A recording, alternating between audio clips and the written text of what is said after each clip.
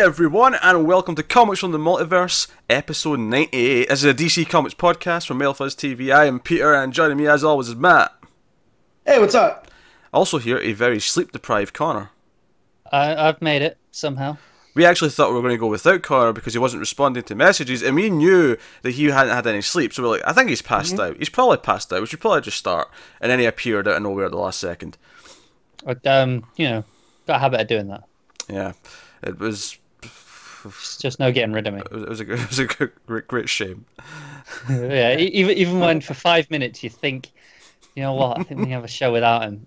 I'm always just going to appear for some reason. Pete's shoulder slumped forward when you started typing back that you were going to be on. Yeah, I can picture it.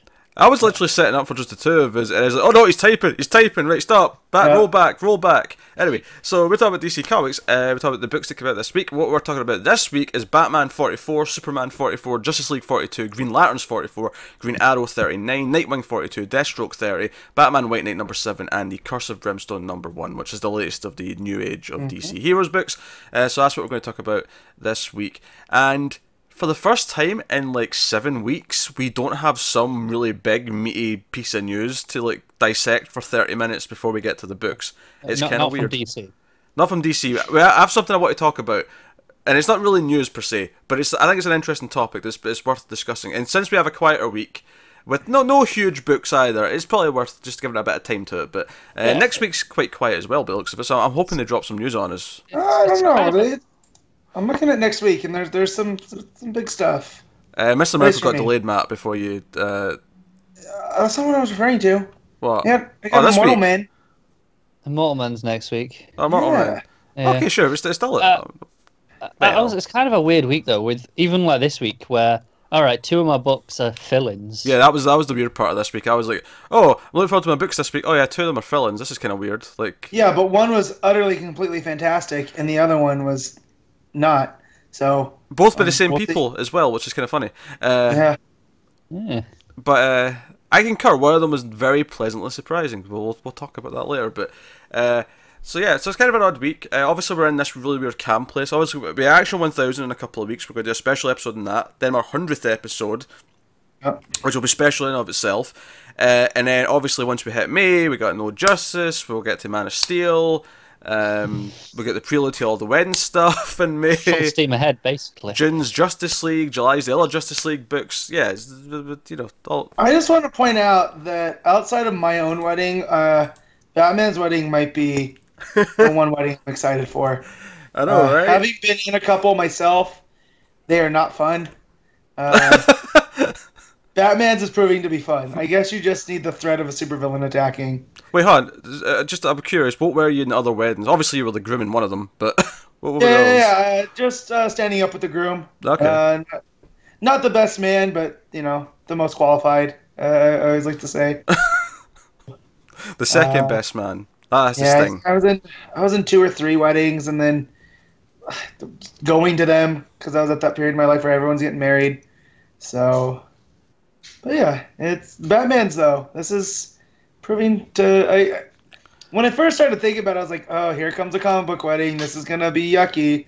And then no, it's actually proven to be quite fun. We haven't even started it yet. Yeah, no. I'm looking forward to all the Joker shenanigans and everything else that's going to come along with it. But before we get to the books this week, though, I do want to talk about something that's been ongoing on Comixology for the last month. I believe this week 5 weeks. Is the 5th week, yeah. And you know that because you just read that open letter. Where the I did, I just skimmed it. Specifically said this is the 5th week this happened. So, Marvel on Comixology. Now, I know we're talking about Marvel, but I think this is a relevant conversation just in terms of like how digital versus retail. It's industry talk. Also, there's a bit of controversy now coming from it because it's been on so long. So, 5 weeks ago, Marvel did this thing where it's like, okay, for a couple of days, they didn't even specify how long, it was just kind of like for a limited time only. So we were all thinking one day, it ended up being like 3, all the trades, all the collections and hardcovers that we have released in the past year are $1 each on Comixology, which was insane, because whenever Marvel and DC put stuff on sale, it tends to be about $4 or $5, something in that vicinity. Yeah, this was a little bit like we'd had some precedent for this from Marvel specifically, where every 3 months or so, we'd get something on Amazon itself. And obviously Amazon owns Comixology, so it's not that weird. but they'd go down to around $1 to $2, $3, depending on the book. And you'd buy it on Amazon, but it would be the Comixology and Kindle purchase. Yeah, but I mean, it was never this cheap. It was always like about $3 or something like that. This $1 business was extremely bizarre, but it was okay, right? So they're doing this thing, and our cynicism was like, oh, the end of the fiscal year's coming up, because this was in March. Fiscal year's at the end of March, start of April. Yeah, they're padding the sales. They're padding their sales. That's obviously what this is. It's fine, whatever. Got a couple of things. Got Vision by Tom King, all the 12-issue complete collection for $1. I'm happy with that purchase. Yeah. See, that I want in physical still. So that's why when I heard about all these sales, I'm like, must stay away. Number one, because my stack of physicals to read is already great. That's fair. That said, for $1, I think it's worth having both the physical and the digital. Yeah, for $1. If this is still going on when we're done, I might have to pop over and pick that up. That's not on sale anymore. Well, not right now anyway. But I think it's the most Marvel I've bought in a long time. I bought that. I bought a bunch of the Star Wars Epic collections just because it was like, well, they're $1 for like 400 or 500 pages. Yeah, it's actually kind of sad when that first patch of the sale hit. The entire last year trades. I bought Vision, and I realised, I've already got the Aaron Thor trades that came out this year and the all new Wolverines. And I was like, is there anything else I want, even for $1?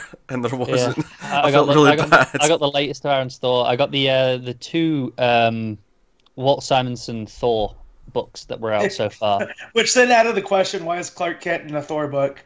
I'm telling you, he's there. It's weird. That is the most zen cone I've ever heard. Like, that's a mantra you say as you're trying to, at least if you're me. No, it was just I was reading it, I wasn't expecting it, and then I was like, wait, hang on. So they make a reference with the glasses, and he's like, oh, I work for that other guy. I was like, oh, hey, cool, they're referencing Superman. I was like, oh. And then I turned the page and Clark Kent's there. Also, as a big fan of Jason Aaron, who's probably my favorite non-DC writer, the fact that you guys got those for $1. It makes my skin crawl just a little, because they are worth so much more than that. Well, that's the thing. I've been buying those on the Amazon ones every 3 months or so when they come out. I've been paying about $2, $2.50 for them, I think. Yeah. And then, so this one I was like, okay, sure, I'll take the next one for $1. Yeah. Well, here's the thing. So this went on for a few days, and then this bizarre thing happened. While this was still on, the new trades for that week in the Wednesday went up and get added immediately to the sale. Right, so the new trades that were out that day in comic stores, ranging from $20 to $40 in price, depending on which one it was, were all there for $1. I'm like, okay, this is insane, but it's a one-time thing, whatever. And then the overall sale ended. All the stuff from the past year went away, but the week's new releases were still $1. Then the following week came around, the new releases again went up for $1. 5 weeks in a row, every new trade that Marvel have put out have been straight on Comixology for $1. Yeah, and it was weird enough in March, but then we got into April, and then it was really weird. Yeah, after the fiscal year. Our whole theory is they're doing this in March to beef their end of fiscal year numbers. But now we're in April, and they're still doing it. All this week's trades went up for $1. Yeah. Including Epic collections were like 500 pages. They cost like $40 in stores, and they're $1. And naturally, we're like, what the hell is happening? Is this just a new thing? How can they afford this? Yada yada yada, and they just try to undercut retailers so that everyone switches to digital, so they cut out the middleman. Is that the plan here? But it got juicier this week for a couple of reasons. So I think it was C2E2. Diamond had their publishers, retailer sort of panels and stuff like that, and Marvel had theirs, their retailer conference, right? And obviously there's live tweets or live blogging from Newsarama and whoever else covering these kind of things, and CB Belusky, if I remember his name correctly, the new head of the editor-in-chief. The new EIC. Yes. Yeah. I'll just call him the new guy. Yeah. I'll call him CB from here on, henceforth. So, yeah. So CB is asked a question about this. Room full of retailers. The people who are in stores try to, shill their books out for $40 a pop, right? They're like, hey, these $1 trades are kind of like... I mean, obviously the argument before with digital was like, it's not actually stealing that many physical customers, because there are two types of customers. Some people will do a bit of both, but they're not necessarily stealing. People who want the physical will still get the physical. That argument kind of goes away when it's $40 versus $1 for the same content. Yep. That is tempting. That is tempting to anyone. Now, I'm someone who's Absolutely. already completely digital, so I don't really give a shit. But that is, I can't imagine looking at a book for $40 and going, especially when it's something that what isn't like my favorite thing ever that I'm super excited about. When it's something that I'm just casually interested in, I could buy the book or I could pay $1. Yeah, because $1 is disposable, 40 is not. Exactly. Here's the thing for me as well. I'm actually a bit of both still, right? I buy some digital stuff, but I have some physical things. The Star Wars Epic collections I was talking about, I have a bunch of them on my shelf right there, and I bought the second volume in this sale because I'm like, well, sure, I could spend 40 and get the next one on my shelf, or I could just pay one and read it here. Yeah, Right. It's far too tempting. It makes it a frivolous decision because me and Connor were talking at length last night about this. Actually, we're looking if DC were doing this, what would we buy in the next few weeks of their new releases? And the answer was basically all of them because it would only cost about $6 or $7 a week to buy every single trade they're putting out. Mm-hmm. That is how cheap this becomes at this place. This week the second volume of John's Hawkman comes out. If you tell me I can get that for $1, like. You're gonna take it, aren't you? Yeah. I don't even know what's in there, but I want it. You know? Yeah. I mean, you can just make impulse buys. I mean, just think of when it was like Black Friday, the end of the year, we had like the $5 sale for DC, which was good, which is a really good price for those books. I think all of us went a little bit overboard, right? And we spent quite a bit. I mean, maybe Matt had some restraint. Me and Pete definitely. Yeah, I have to because again my to read pile in physicals already, so I can't with digital. What he's saying is he has a wife that won't let him. See, what Matt's not realised is that she can see the physical books. He'd actually be more sly if he did it digitally. Yeah, but then I'm always on my iPad, and then she want to know what's up, and then I'll be, Yeah. What you need is you need Google Glass to come back so you can just read them in your glasses without anyone knowing. Why is your eye twitching? It's not. I'm fine. I just something my eye. Crying because Batman's getting married. And you're like, oh! So beautiful. So anyway, so naturally, some of the argument here is that, well, maybe it's more of a volume thing because so many people will buy a lot of dollar trades that they never would have bought anyway. So do you make up for the difference by selling just the sheer amount of volume? That said, though, a $40 trade for $1, that is a lot of sales you have to make up to match what you were going to make otherwise. But that's some of the arguments you can see going back and forth. So... Did you see one of the ones that was most interesting to them was this past week, where it was all the other stuff we're talking about is trades, it's collections of singles that have been released, and then this is the collection. This week you had an original graphic novel. Yeah, the Thanos one by Starlin. Yeah. Oh, so that should have been $25, and that's it. Day one, $1. Yeah. So obviously they ask if I'm Jim Starlin and Infinity War's coming out, Oh, he's already pissed. He actually left and didn't finish his trilogy because Marvel pissed him off. I know, but this would be extra. This is just like... It makes me laugh if you read the description for that. They're still marketing it as the first in a trilogy. Well, so I think someone else is finishing it. Someone else is rounding it off. Yeah. But so they asked this question, obviously, at this retailer summit. They're asking, hey... You're kind of undercutting us. Like, why is this happening? What's the point? Why is it still going on? Explain to us. And CB's response was genuinely baffling to me.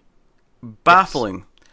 I mean, we would discuss this at length of just how what he said made absolutely no sense. Because he said, oh, we sell the books to digital retailers for the same price we do to physical retailers. Any discount that's happening is them, and they're the ones eating the cost. That phrasing is really weird to begin with, because you don't sell digital retailers a copy. You just, it's infinite. There's infinite stock. Every other digital storefront in the world that I'm aware of this type will say, okay, you put your thing up for sale, you will take 70%, we'll take 30%. We'll just take 30% off the top of every sale, and that's our cut. Mm-hmm. So that's it. Like, there is no, it doesn't matter how many copies you sell. It's like, well, whatever you sell, we just take a third. Well, whatever the going rate is. And then CB said, I agree this is undervaluing the books. We're looking into it right now. We're going to put a stop to this. He was saying all things that obviously he's saying things that he thinks the retailers want to hear. So that maybe gives you some skepticism as to, you know, the truth of what he's saying in the first place. Now, I tried to play devil's advocate. I looked up what other people were saying. I'd seen, is there any truth to what he could be saying here? Maybe he's just wording it in a weird way. It doesn't make a lot of sense.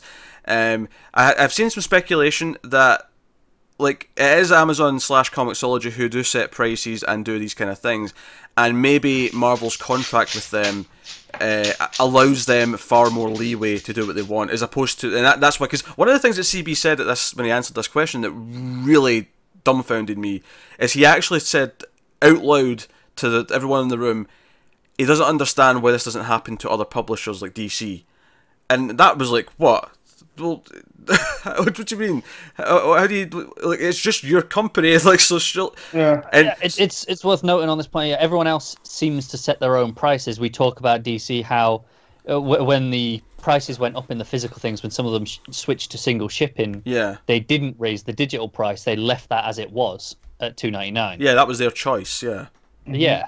So some of this, and this is still partly Marvel's fault, but one of the theories was that whenever they drew up a contract for who's setting digital prices, what they could do, what they could get away with, they just didn't do a very good contract, and next time they renew it, they'll probably reshape it to, you know, fit what they want, right?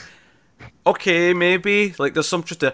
However, so I was playing devil's advocate, even though I like to assume that he's full of it, and Matt's away to deal with his dog.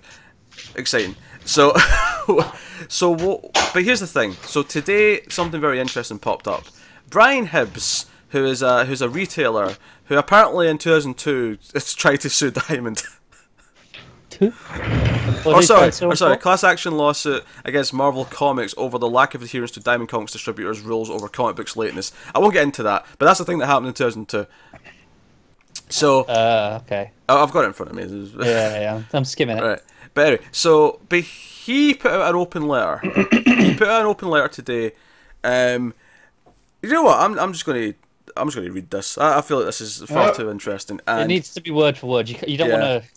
I don't want to skew it. I've got a few other anecdotal things to add on from other retailers that I saw on Twitter responding to this, which that's not much, but it's just enough to sort of back it up. But so here's the open letter from Hibbs. I was extremely disappointed at Marvel Comics' performance at the Diamond Summit this week. Not because of CB, he obviously has a heartfelt passion and concern for the line, but because of the lack of preparation for and proper response to retailer's sincere and existential threat from now the 5th week, that's capitalised by the way, the 5th week of the wild undercutting on this new This Week book product coming from Amazon. It is utterly unacceptable that Marvel is allowing a 96% off pricing on brand new books like Infinity Siblings. CB says you're trying to get to the bottom of this, that you're in talks. This to me is the kind of situation that gets resolved absolutely in no more than 72 hours, and that's 48 more hours than my heart tells me it really takes, because of the literal harm that it is doing to the entire class of customers. Because after 5 weeks where this has been reported far and wide, 5 weeks where the reporting is driving customers to digital at the expense of print, I have decided that this is FOC, and final order cut-off, that stands for if you didn't know. I can no longer order new Marvel graphic novels and have zeroed out my orders on all book formats published by Marvel at both of my stores. I do not want to do this, but the way that Marvel has slow-walked this tells me that the only thing I can do. There's still time to change this, seizing this program and coming forward publicly with a full and complete transparent accounting of what happened, and I'll happily reinstate those orders, blissfully even. But my economic power of purchasing, even if it's the only fraction of what Amazon's, is the only power I have. And there are plenty of other publishers wanting to sell me books that are bending over backwards for me so that I will have no problem filling out my racks. I don't know everything what Amazon does and why, but in years of watching them, what CB described does not match any known behaviour that I have observed, nor what I have been able to discuss with other publishers about the behaviours they have observed. CB's picture simply doesn't make any sense. Amazon does not take that kind of a loss on that kind of a scale unless it has been made up in some way, in some consideration from a manufacturer. I hope this is dealt with both promptly and publicly. I'd like to keep ordering new Marvel books. Thank you for listening. So, all my immediate confusion as to why it sounded like bullshit is kind of backed up with this statement here. This is a retailer saying the same thing. This does not make sense. This is not how digital works. What's particularly amusing is he's saying, Joe, I'm not even ordering the singles anymore because what's the point? Yep. And this is something that I know Peter's been saying a lot as well. It's like, I'm probably never going to buy a Marvel single again because Yeah, honestly, What's I mean, the point? Every few months they do it, even if it's just the Amazon sales. I pick up what I want dirt cheap. It's not worth the value. yeah, basically the way I look at it is, even those Amazon sales before this dollar thing, I was getting a trade of 6 issues for the price of what they charge for 1 issue when it comes out. And they release their trades pretty quickly. These sales happen every couple of months. I was literally getting trades that were less than a month old for the price of a single issue. It's hard to justify, and admittedly, if this was DC, I care enough about DC that I'd be less inclined to make that statement. But because I'm only more casually interested in Marvel, that's how I feel. I'm like, no, I'll wait for the trade, it's fine. But the reality is, the majority of their audience are casually inclined. Of course, there are the core audience who will buy everything weekly. But a vast portion of their business comes from people who just check out the whatever trades are there each week and go, oh yeah, okay, I'm interested in that. Yeah, this is interesting. I think they probably will stop it. It depends how Marvel tackle this. I don't know, like, because the way it kind of feels is like they do want to undercut the retailers, but they don't want to look like the bad guys and admit they're doing it. So it's just so weird to blame Comixology and Amazon. It's so strange. I just know that my shop now, it seems like they're ordering less Marvel. Now I get there in the afternoon, so I don't know if there's like a rush on Wednesday to get whatever's, new, but it doesn't seem anytime I look over, because the only thing I get from Marvel is Thor right now. So, I get mine in my pull box, and then I go over to the wall and see what else is there, and it doesn't seem like there's a lot of Marvel. So I don't know if this is a response to their low sales, and they think they're just going to make it up, like you're talking about, in the volume I think these trades. I think at this point it is probably just based on sales. I don't think this is too soon to have the effect like seen in the shops, but so this is one person saying he's not ordering Marvel books for 2 stores. Yeah. I saw other retailers respond to this on Twitter. One said they're not ordering trades anymore. They'll do single issues, but they're not ordering trades until this stops, because they don't see the point. I know Ryan Higgins from Comics Conspiracy, who also owns a store, he's doing the same thing. He's officially not ordering trades from Marvel now. Yeah, and I think it's worth noting that this is still on. This sale right now, as we're recording, is still there. Despite what they're saying, I can still go and buy, X-Men Legion Quest, 550 pages for $1. Yeah, because this is the thing, like what he said there, he doesn't believe that this takes more than 24 hours, certainly not more than 72 hours to solve, and I believe that. Like, I don't see why, if Marvel called Amazon and said, hey, we were not happy with this. Could you put our prices back up, please? That would be great. Yeah, I mean, if it is them that's made this choice, and they've kicked up a fuss about it, I feel like they would be in talks, and it would be resolved in some fashion pretty quickly. Yeah. Well, because this isn't like, the movies that the Amazon sells, where I remember I used to be able to go get, like, Blu-rays for cheap on Amazon, and now the market's kind of stabilizing. Yeah. They're a little bit cheaper than, going to a brick-and-mortar store and get, but not much by the time shipping comes in. But you can still get a digital, for a third of the price. It's still not $1, but like if I wanted to buy, let's say, Star Wars The Last Jedi digitally, it's like, what, $15? I don't know what digital prices are. I think it makes sense to me for digital to be a bit cheaper, because you are picking up genuine costs in the manufacturing process. Oh yeah, like shipping and all that. It's looking like going forward, because Nightwing, which is going single shipping, is $4 in May on Comixology, so it's looking like that digital discount might be going away.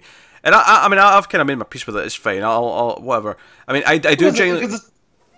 I was going to say, I do genuinely believe that digital should be cheaper. I'm not going to complain about it when it's not, though. Like, I'm fine with it, but it seems like that's the greater piece of the market anymore. I feel like myself being a physical first type guy, I'm becoming, more and more the anomaly. There are more people that are out there like you guys that are going to get it on their iPads and tablets first, as soon as they can. I do think going back up to the $4, I'm wondering if it's the same thing that we see in the game market, where they're trying to maintain the parity with the physical market, to keep the ecosystem safe. Yeah, I think it's funny because May's books and Comixology, because typically what will happen is after the solicits, a couple of weeks later, you'll get all those books that were solicited on Comixology for pre-order, and that didn't happen. May's books only started going up this week, so June should be up by now, and they're not. And my speculation on Twitter earlier this week was that the reason why it's delayed is because they weren't sure what they were going to charge, because they've got so many new things coming, and there's some stuff's going single shipping. They're doing a $4 double shipping book with Justice League. I don't know if they've decided what they're charging for that digitally yet. I think they're actually just making those choices. Yeah. I agree. I think it's a case of maybe they're in discussions with Comixology about, hey, what do you think we should do? Okay, here's what we're thinking. I assume it goes back and forth a bit. Yeah, and I mean, I like DC enough that I'm happy to pay the $4 per book if that's. Oh yeah. I mean, I'm already paying $6, right, for Nightwing, so it drops to once a month. I'm paying $4. I'm still paying less. Yeah. I don't care. It's a book I'm going to get regardless. So but yeah, I don't understand this dollar stuff and how, like you guys are saying, as an outsider who this doesn't impact whatsoever.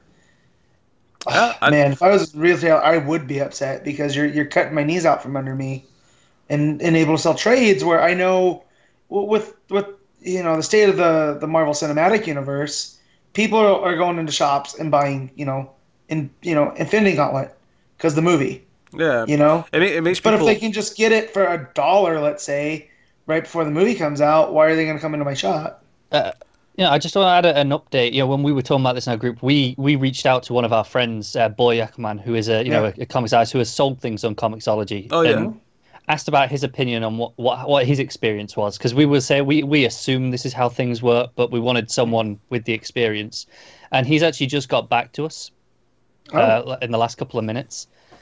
He's basically when he's worked with Monkey Brain, the publisher that did his, basically Monkey Brain set the prices.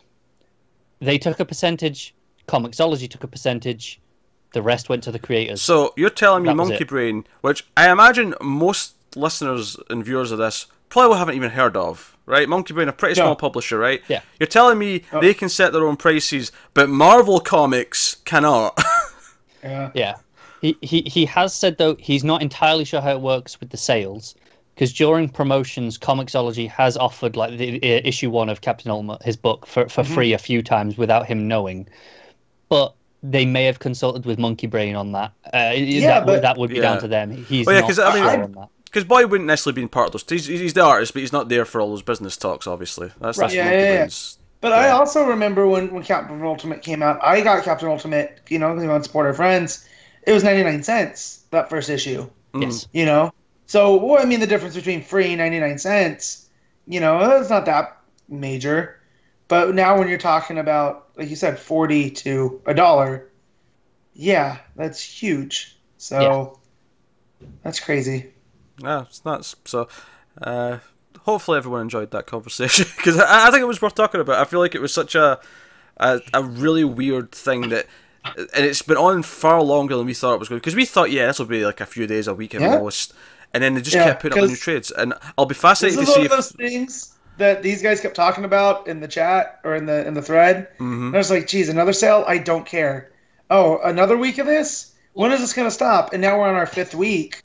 Well, and that was the thing. This past week or so, the original Everything in the Past Year, that came back. Yeah, it came back for like a few days. Second time. So you almost assume, okay, that's the ending then. So because they had that at the start and the end, that's the bookend, and they'll finish. But no, we're back to next week's books came again. Also, Aaron's store is worth way more than $1, so you guys got a deal if you got 4 trades for $4.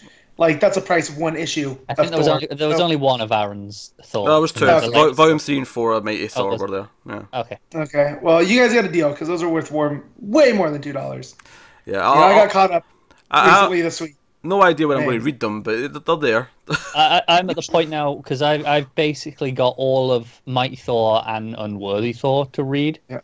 So I'm basically going, I'm just going to wait till he finishes now, and then just read through it all. Well, this one, we got one more issue left of this arc before it kicks out, and he starts Thor and Avengers. So... don't have much weight, Connor. Well, because that was the thing that I saw a big list. So here's all the number 1s coming from fresh stars. Avengers there. I'm like, okay, Avengers by Aaron, cool. And then it was like, okay, Iron Man by Slott, and you had Spider-Man by Spence. And I'm looking at all these. I'm like, you know what? Yeah, I'm willing to try most of these in trade when they're cheap, like 3 months later. Yeah. So. Yeah. But hey, so we'll wrap that up there, and we'll talk about actual DC Comics. Promise. Yeah. That's coming. And we'll let you know if DC ever do this for $1. Oh God, I every penny I've got, have it, DC, have it. That wish list that's got like 100 things in it, it's just going to be empty by the time I'm done. Well, without further ado, let's get on to the comics of the week. So we'll start with Batman 44, Tom King writing, Mikel, Janin and Joelle Jones on the art. This has a flashback structure, and the flashbacks are by Janin, and the present day stuff is by Joelle Jones. Real quick about Janin. Mm-hmm. So apparently there's a tweet that he worked on Metal 6. Yeah, I know. Okay, that's worth mentioning because we debated this last week. That looks a lot like Janin, but he's not credited, so I guess Capullo just really changed his style. Yes, which means I take back my giving Capullo the art of the week because I did it based on the versatility. So I guess Frank takes it. Oh God, he's rescinding his vote. Look, new information has come to light. Yeah, that's a scientific method, right? You change your based off exactly. But what deal with Trigon did King make that he gets to write a book with both Jones and Janin? Like, and then he has Gerards and suddenly, like the two covers where Joelle did the Catwoman one with the dress makes a lot more sense because the story in this is it's Catwoman sneaking out of the mansion in the middle of the night to go and steal her wedding dress to find and to try them on, which cracks me up. Is my wife used to work in the bridal market and sell dresses, and it looked like a shop she had worked in, you know. So that cracked me up. Just her coming in all because every panel with her's time stamped. It's like here's it starts off like 2 in the morning, and then it's like throughout the night. Her breaking in, trying on different dresses, but doing it this way because she's Catwoman. And then throughout the issue, it keeps flashing back to various time in Batman and Catwoman's history, one-page encounters, and we basically get a glimpse of various outfits that they've both worn. Obviously, Batman's are relatively similar throughout the ages, just the odd little difference here or there. It's a timeline of Batman and Catwoman through the eras. I was a little disappointed in the Batman ones because I feel like they were all still mostly the grey. There wasn't a lot of the blue stuff. Yeah, that's fair. We did have the trunks though. There was a couple of trunk pages, and I liked that. You could tell they looked different enough though. Like it wasn't like they were the same ones and they just colored them differently. You know? No. Like they were drawn differently, but there were really subtle differences and not. I think that's a problem with Batman and not the colorist there, Connor. He doesn't change. But I mean, when you get those, we get them every couple of years. The graphics that come up with all the different costumes they've ever had lined up. Yeah. I feel like there's a lot more variety than I'm seeing in this issue. Yeah, but I feel like the whole point of this is, to talk about the story as a whole. Batman really hasn't changed, whereas Catwoman has. Yeah. Catwoman has gone from this, thief. All the way up to basically her own type of superhero. Yeah, I mean, over the course of the relationship. The whole sort of point of this issue. And at one point, they're even talking about it in one of the flashbacks. One of the more recent flashbacks is that she's basically all the costume changing because her costume's been changing drastically throughout this. You look at this, and she's had some shitty costumes over her time. That said, though, the full purple suit with the black boots and gloves, I still like that one a lot. The Nightfall era. Yeah, more of that, Janin, please. But.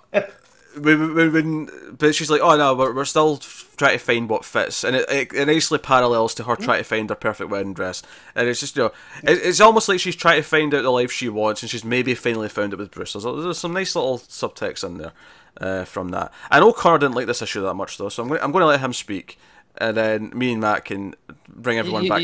You can get to the gushing, yeah. It just really didn't work for me. I don't know what it is because I still like the relationship between them, like what King's been doing. I think that's still pretty solid. I don't know, just a lot of the issue feels kind of frivolous to me. I'm like, hey, look at all this stuff. It feels like a lot of the issue when I'm reading it. Like, it doesn't quite feel like it's got the depth to me. And maybe you guys can disagree, and you can say that you feel like all this stuff's there. But when I'm reading it, I'm kind of going, okay, I get it, but it's just kind of. Like, okay, here's the beats. It's not really doing it's not hitting me with anything. Like, there's no emotion to it. See, when I first read it, because it's a very quick read. It's a lot told in in the art, and as I let it sink in over the course of the week, I liked it more when I thought about it, just because again, this marriage is the biggest thing that's happened to Batman. I would say since Damian. Yeah, since he got a kid. Right? Yeah. You know, so the fact that it's going through and with these broad strokes showing their relationship almost as like a clip show, but not in that lazy clip show way where they didn't have anything else. It's resetting the table for what's to come. Yeah, for me, this felt like a love letter to the history. Because as much as, you know, in continuity, it's only meant to have been however many years since he's been active. It's like, no, this is like, here's the 80-year or almost 80-year history of Batman and Catwoman. I think that's part of my problem is, you know, it's a love letter to the history, but that's not the first time King's done this already. And it's starting to feel like, okay, he keeps coming back to this. It's a thread that I like that started where first I was annoyed that they call themselves Bat and Cat, but here it justified that relationship because at the end of the day, that's who they are. You know, they're not Bruce and Selena; they're the Bat and the Cat. Yeah, I actually like that. No matter how you dress them, that's who they are. Yeah, I like that this is an extension of when he did the sort of the flashback. You know, the whole boating. You know, on a boat on a street. Sort of, you know, what was the origin story? It's a meta commentary. You know, on that, because you could look at this and let's say Batman's only been active 15 years. She's dressed like she's from the 40s the first time you see her. Yeah. Like, that actually doesn't make any sense, but in the grand scheme of the story, for what it represents, you know, it's almost like they're a timeless love. Yeah, it doesn't actually, I like that phrase, it's timeless love. I think you don't have to take the flashbacks literal like that. You don't have to just say, "Oh, this was actually how they were dressed," you know, 10 years ago, kind of thing. I'm not saying that they were. Yeah, I'm not criticizing that.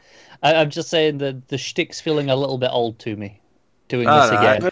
I dug this. I think this is my favorite issue. Is Batman and before the Ivy ones, at least. Before the Wonder Woman 2-parter. Yeah. So I think I will say. Go on. Go ahead. Well, I just wanted to praise Jones because to kind of come in and steal Janin's thunder, I think like that's a skill, and I've really loved a lot of what Jones does. There's only been one issue where I really didn't like it and it felt, you know, rushed and whatnot. But here, like, there's a panel of her laying on the ground in the bridal shop, and she's like, "I've seen my cat do that." They just lay and sprawl out, and she's truly happy. I'm very familiar with this pose. Yes, in fact, I want to praise the facial work as well, because there's a panel where she holds up a dress and then she makes this like yuck face at the dress, like she's like, nah, sucks. But it's just a facial expression, but it's perfect. I get the moment and the emotion from her completely, and it's also kind of funny because it's a face.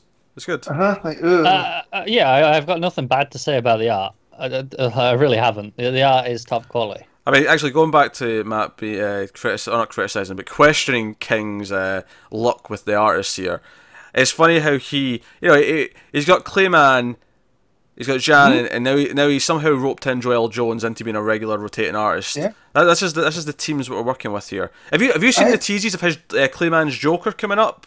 Oh my god, it's gorgeous. It's great. Can I just say, if you don't follow Tom King on Twitter, please do, especially around convention times, so that you can see the drawings that he does on the covers that he signs. They are a thing of beauty. In fact, my favourite thing from him on Twitter the last couple of days is he posted a photo of Clayman, who's presumably signing stuff next to him at the table. You know, they're both next to each other. Yeah. And he's like, here's Clayman's expression as he watches me sketch Batman.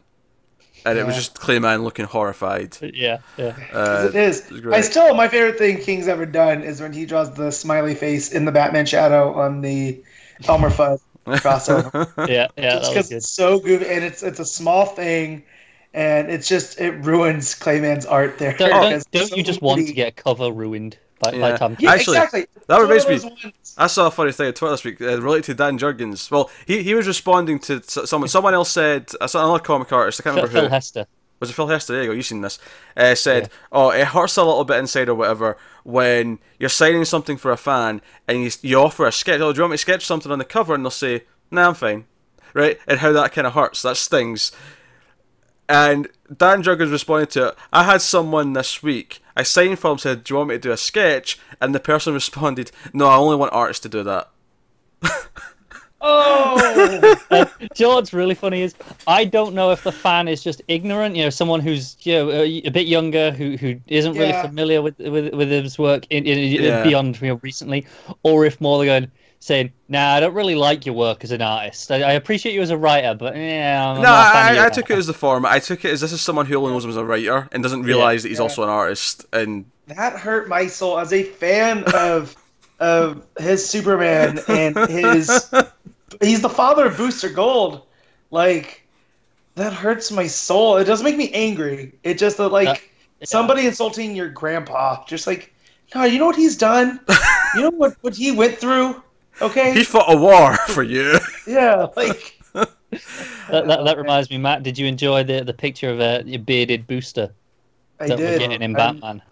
I'm very excited to see where this goes. Did you enjoy the preview page of Booster getting hung for an upcoming issue of Batman? I did. Well, at first I thought it was Batman doing his little tricky, like we're gonna meet on the roof. Yeah. And he rips him up, but then it looked way more sinister.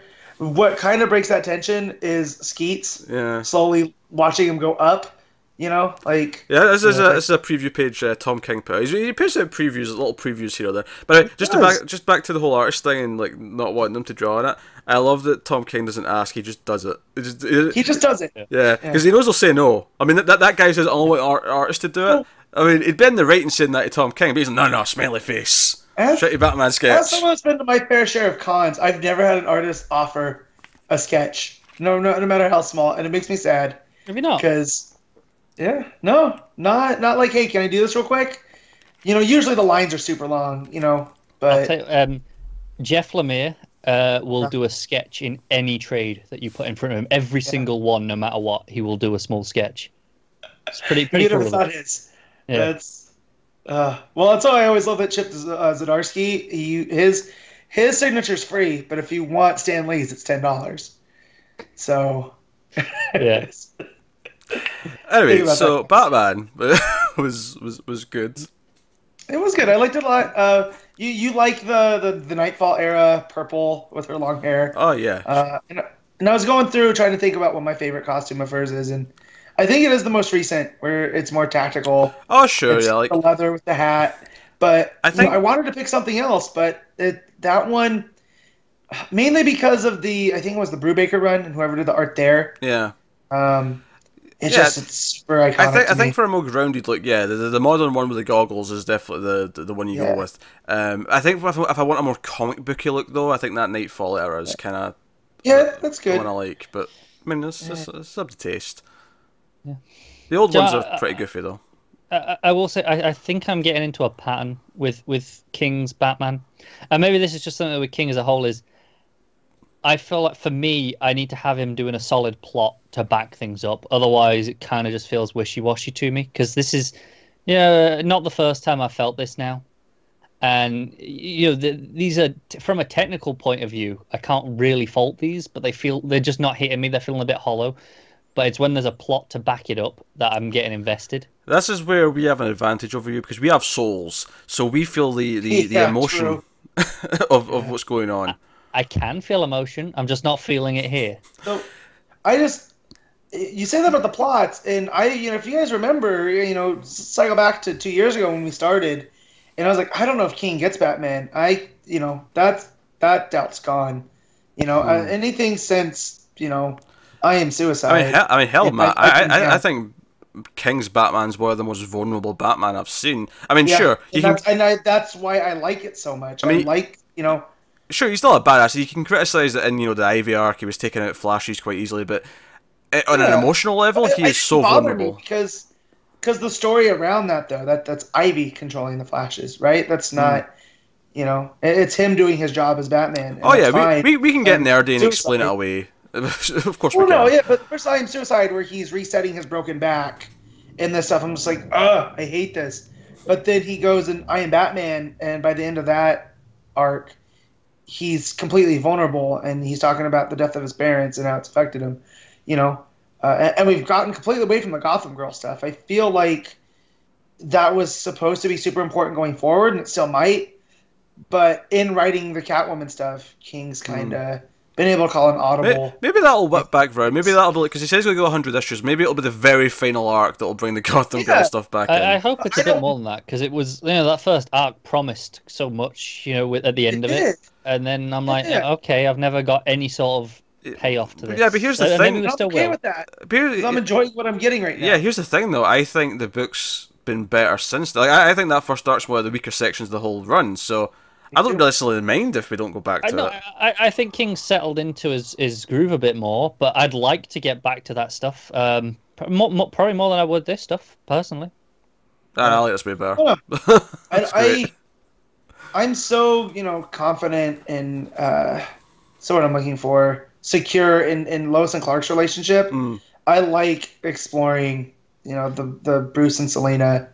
I like these little takes that he's adding in there, and the stuff with Ivy and how how those two had to team up to talk her down, and that's I don't know, it's weird. I guess I'm just at a point now where I'm like, okay, I kind of want to just get to the wedding so I can okay, that's done. Now I can get back to whatever the next. Connor's the guy that gets drunk and dances with himself at weddings. This is all he wants. He just wants to get there so he can have a good time and then forget about it. Yeah, this is the thing. Like, I think there's a lot of valid criticisms about the Ivy arc, right? There was a lot of things, especially with the final issue. I had my own problems with. Yeah. I think for me, this issue is exactly why I like King's Batman run. This issue, taking the time to just focus on this one simple little event and not having a big bit of plot is actually why I like it. I like just taking the time to feel the impact of just the fact that Catwoman was out looking for her wedding dress to marry Batman. That's a big event. It is treating it with gravitas. She has to do it by herself. Like she can't. She doesn't have bridesmaids really that she can count on to go help her. So she goes and does it on her own, and then comes back. And if I have one criticism in the art, it's that Alfred looks a little bit too old in the last page, Sure. But other than that, the look that they give each other, Jones just nails. So I like the present day stuff a lot more, because at least I'm like, okay, I'm getting that. But it's all the other stuff. It feels like, here's the history again. Here's the broad strokes, the greatest hits. And I feel like King's already played this card, and now I'm feeling like, okay, we're just redoing that. I disagree. I don't think it's a card that's being replayed. I think it's a through line that's still ongoing. Yeah, I agree. Between this and the annual, where we got the last Batman story where he's sick and the family comes. Yeah. That I feel these are a nice tone, to themselves. They partner well. So I don't know. I really enjoyed this more than I thought I would. Nice. There we go. Some positivity outside of Connor. So we'll move on. We're going to a dark place next. So we're going to Superman 44. Peter J. Tomasi, Patrick Gleason, Doug Mahnke's also there on the art. This is the final part of the Bizarro story. We're getting the Boy Zarro stuff, but we're over on Thria, or however you say it, Backwards Earth. Yeah, her three. Yeah. I'm just going to give my opinion on this issue quickly. Go on. I've just gone to flick through it as I do, and I've gone, I fell asleep reading this and didn't even notice. I've missed the last four or five pages that I'm just reading now, because I'm like, I didn't actually finish this. I feel like the last part has some really good emotion. If it wasn't all written in Bizarro, where I have to go and decipher it. Also, it feels like there was an issue missing in between. And I want to chalk it up to the Bizarro nature because of that. But this is not a Bizarro I like. I much prefer, light Bizarro versus whatever. You want Road Trip Bizarro back? Yeah, no, not just Road Trip Bizarro, but even the stuff in Forever Evil with him and Lex, like the Lex clone Bizarro that's there. This is just him having his own Earth and everything going opposite, but each writer has a different take on what exactly is opposite.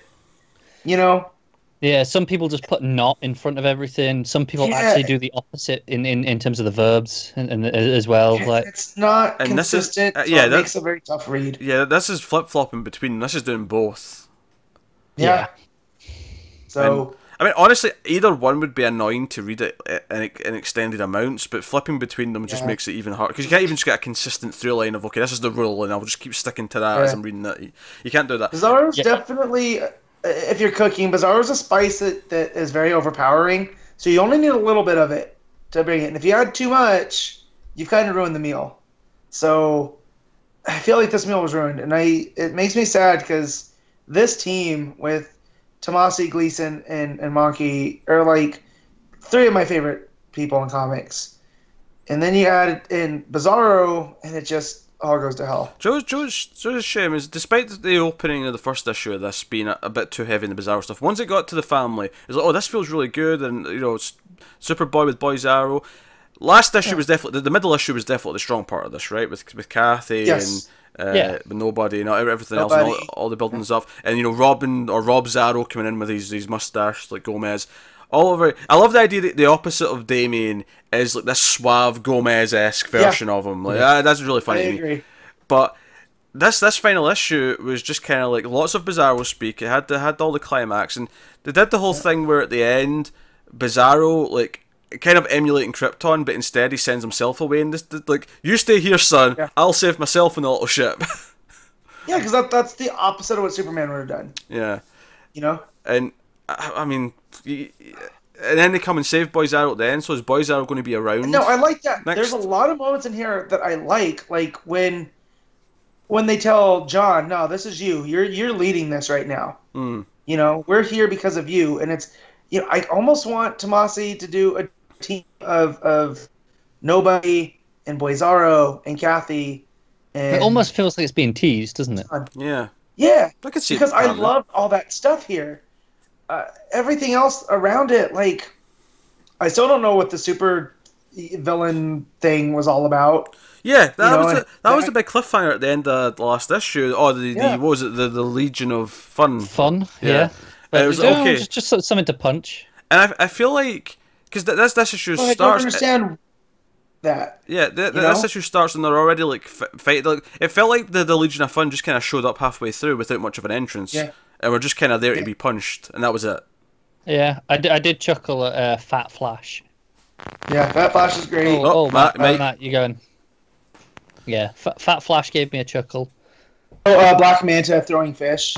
That made me laugh. Yeah, there's lots of little jokes like that. There's little moments where you like the emotion behind them. I just think overall the issue was kind of a tough read. And the final moment with John, and I feel like this is the most Superman that he's been, where he reaches out and goes, "No, Boy Zarro, you're coming with us." And he offers that compassion that Superman has always given to Bizarro, even though Bizarro comes up and destroys things. And, at the end of the day, he's kind of like, I'm trying to think of the right one. It's kind of how I feel about my dog. I love him, but he creates such a headache for me sometimes that I'm just like, why do I still keep you? Why don't, oh, but I love you because, you come and you're, so I don't know. It's, this is Tomasi and Gleason's last, right? Because they've got like the special, and I think there's another issue or two before that, maybe. So if this was their send off, I'm disappointed, but there's still time for them to course correct and give themselves a proper send off. I think it's really sad though that we were so into this run for the first couple of arcs, and I look back at the run now as a whole, and I'm like, the fraction that I actually really like is now the minority. Yeah. Because it's kind of like Reborn kind of messed with them because they had to move them back to Metropolis, and I feel like they really have the Hamilton County stuff really nailed down. But I don't know. That shouldn't be an excuse though, because they would have known that was coming for a while. They would have done. But it feels like things like Kathy were completely forgot about. Like, how long did we go before seeing her? In these last couple of issues. I know, and even though because this was the same, it was Tomasi, but on Super Sons we could have gotten some Kathy and stuff. Instead, we spent 3 issues on that weird Earth that probably will never be relevant again. So yeah. I imagine we'll get a spiritual sequel to Super Sons that will be more of a team book with the others from this. Yeah, that's Young Justice. I like all these characters. Bookmark, that's what it'll be called. Yeah, that's fine with me. I mean, again, coming from their run with Damien and Nobody, I really wanted more Nobody, and she showed up in in the Rebirth issue. and that was it. And then she shows up here.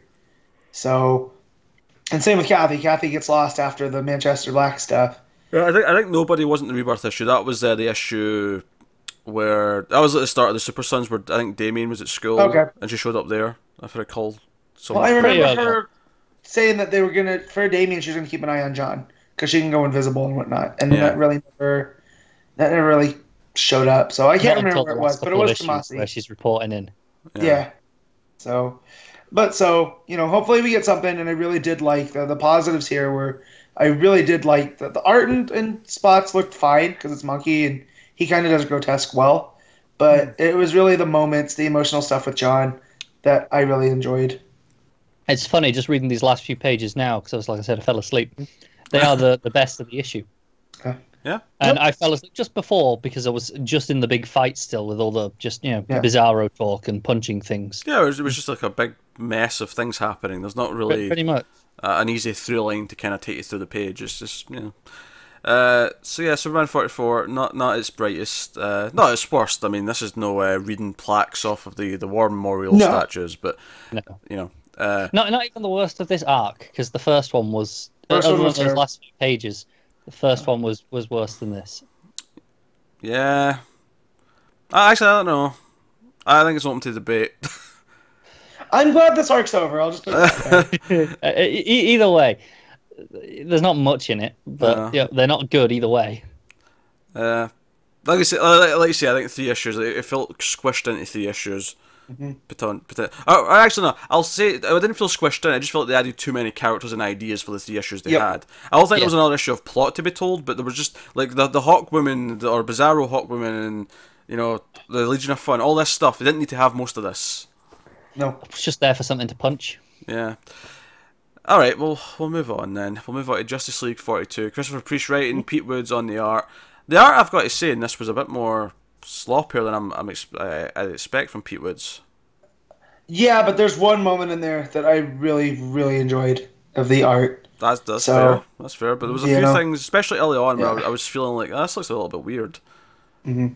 I think there's nothing like really that I can pin down. There's just a couple of panels here or there that just look a little bit off, but I don't know exactly what it is. Yeah, that's fair. So Wonder Woman got shot and Superman's racing her off, but Flash is like, "Hey, no, you stay here and protect the innocent people. I'll rush her off. I'm faster than you are, Clark, you idiot. Let me Flash." Yeah, don't argue with me either, because I know I'm faster than you. I like that line. Did anyone else find it weird when he calls him Cal? A little bit. Yeah. I don't understand why anyone in the Justice League would call him Cal. It makes no sense to me. Not these days. That feels like such a throwback, doesn't it? Yeah, well, because he's Clark Kent. He's really not Kal-El. Only Kryptonian. Like, Supergirl can call him Cal. No, she makes sense because she's from Krypton and she knows him as Cal first. Exactly. But everyone else, it feels weird. Yeah. But yeah, I like parts of this, but I don't like others because it just feels like a cluster. A lot of the stuff with Jizeki, don't. I like the overall thing, but it's just the minutiae of it's a little bit jumbled. Yeah. Quick little fun thing first. So Jessica's still going on about the kiss and not knowing what to do about it. And still not giving us any resolution as to what actually happened. Yeah, I don't like that part of it, but the conversation again was pretty funny, and then her throwing the whole lunch thing back in Simon's face. Okay, I was having some fun with that. I like those characters. I like what they do. The rest of it, though, there's a lot of stuff with the Warlord, and it felt a bit weird to me, how prominent Deathstroke's becoming in this. And I get that he's writing Deathstroke, and he's tying it into stuff that he set up in Deathstroke, but it felt a bit weird, and I don't know. I think this is going to be where, in future, I basically read this as a side arc to Deathstroke. Yep. Yeah, rather than a Justice League story, yeah. Yeah. Because obviously, Barry gets young Wally to go get Raven to help, with some mystical healing going on next issue, presumably. I did like that the Lanterns show up and they're like, "Hey, where's the Watchtower? This was here when we left." Yeah. That was kind of funny. I was nice and touched at detail. But otherwise, though, I didn't love the issue. It was kind of fine. No. It was kind of fine. I agree. But I like the theme and the tone of that the Justice League can't get involved in every little single thing. Yeah. Because there's so many. It's like trying to cut a bomb but being colorblind. Like you don't know which one to snip because you're just going to make it worse. Yeah, me and Pete had a whole debate about this. We did last issue when you were here. Yeah. Do you know, like, and I like Deathstroke's involvement in the sense that he will be this wild card who will just shoot the fan, because that's what happens towards the end of this issue. He actually just kills them and says, "You guys won't deal with this," and like, I mean, he doesn't say all this, but like. Deathstroke's nothing but practical. Yeah, but I basically sense that he understands the purpose that Justice League serve. He actually doesn't want them to be messed around like this. So he's like, I'll just solve this problem for you, free of charge. Boom, right, he's dead. I think it goes back to the core concept of Deathstroke's not evil. He doesn't do things because he wants to take over the world. He's a true neutral. He's a soldier. Right. He'll. In many ways, the Justice League is good for him, and he knows that. So it's like, all right, you guys stick around. You deal with the big threats. That leaves me to make my money. Pretty much. Yeah, you save the world so I can still get on with everything.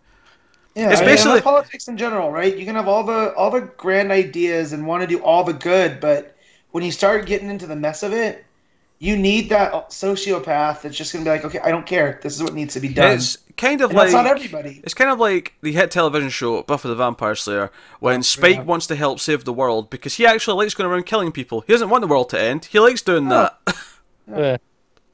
So, this kid, I mean, not that Deathstroke just does it because he likes it. He obviously he's a very money-focused, he's an entrepreneur, one might say. Yes, he is. So, so I like that. I like that at the end, and I like just all sort of standing there being like, crap, like he just, killed them, and like, just iced him. Obviously they're all against it, but he's kind of right. That's the problem solved. They can't really argue that. It's like, well, all right, I guess we're done there now.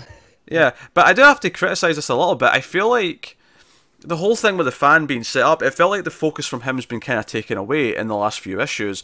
And then, like, I'd have liked this ending to him if it was still focusing on him the entire time. And then this was kind of the shocking end that Deathstroke just comes in and takes care of it because it needs to be done. Instead, we even focused an entire new issue, an entire new sort of thesis in what we're talking about. Well, and then this just happens to happen at the end of this issue. Well, because it went from the fan to the Red Lion as the villain. Right, and I happen to prefer the stuff that it's tackling, the theological ideas of, okay, should the Justice League be involved in these international conflicts? Yeah. I prefer that line that he's going down. I agree, but I think it's clunkier the way he's told that story. It is. That is fair. I agree the ideas a lot more, but it seems weird in this story. I don't think he had enough issues to tell both of these stories. No. It's like he's like, oh, this will be one time writing Justice League. I've got, maybe 20 issues of story that I could do. Oh, I've only got like 12. Never mind. I'll just squeeze it all in. Yeah. Well, like you said, it's mainly a side story of Deathstroke at this point. Like, yeah, which I don't think I hate. I think I'll be fine with that in future. It's a little disappointing right now to go, oh, okay, that's what this is. Learning about it as we go, because it started off as, oh, this could be a really fun Justice League story. And it was the first half. I think it was. I think so, it's technically still the same arc, but when they changed it to Justice League Lost, they're calling it a new arc. Like, I think this half has definitely been the weaker half, and maybe shouldn't have forced in this much. And it's almost like Priest is determined to like make some good points and have a sort of more in-depth story. And I feel like if you don't have the issues for it, just go simpler and just make sure it reads well and it works. Priest is willing to compromise and he's not willing to go to a fault. Like, no. Yeah. He's like, no, I have my ideas. I'm getting them out there, no matter how. He likes complexity. So, Yeah, I definitely, from what I've read now, I'd say I like Priest a lot, as long as he has the space to tell his story. Like, I think this story, let's say over another 10 issues or so, could have been fantastic. Yeah, but it's all just a bit condensed, a bit crammed in. Yeah. So my one highlight in the art, I teased it earlier. There's that shot of Superman carrying Wonder Woman, and the sunburst behind him, and it's just the title page, right?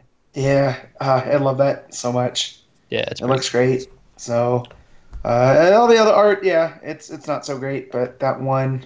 I don't think it's all that bad though. Like but again, it's also not there. Great. There was enough moments where I went, this looks a bit whatever. Like, there was too many times where I went, not in disgust, but just kind of like, that's not quite right. I think for me to just overall think the art's a little bit meh on this issue. No, that's fair. I'm not really digging Cyborg's new look either. Me neither. Nah, not feeling Or it. Cyborg in general, but hey. The whole reboot. Oh, he rebooted. He's a computer. He rebooted. That's great. Yeah. That said, if Priest ever wants to do a Green Lantern Corps story, I feel like he'd be able to tackle some of these themes, but on an intergalactic level. Yeah, so it'd be basically the same type of stuff, just with planets instead of countries. So yeah, it's not so dissimilar to the sort of stuff that Venditti's doing at the end of his stuff at the minute. Or even Seeley, what he's been doing. Yeah. No, that's true. That was a point, actually. Venditti mentioned the ending of his run.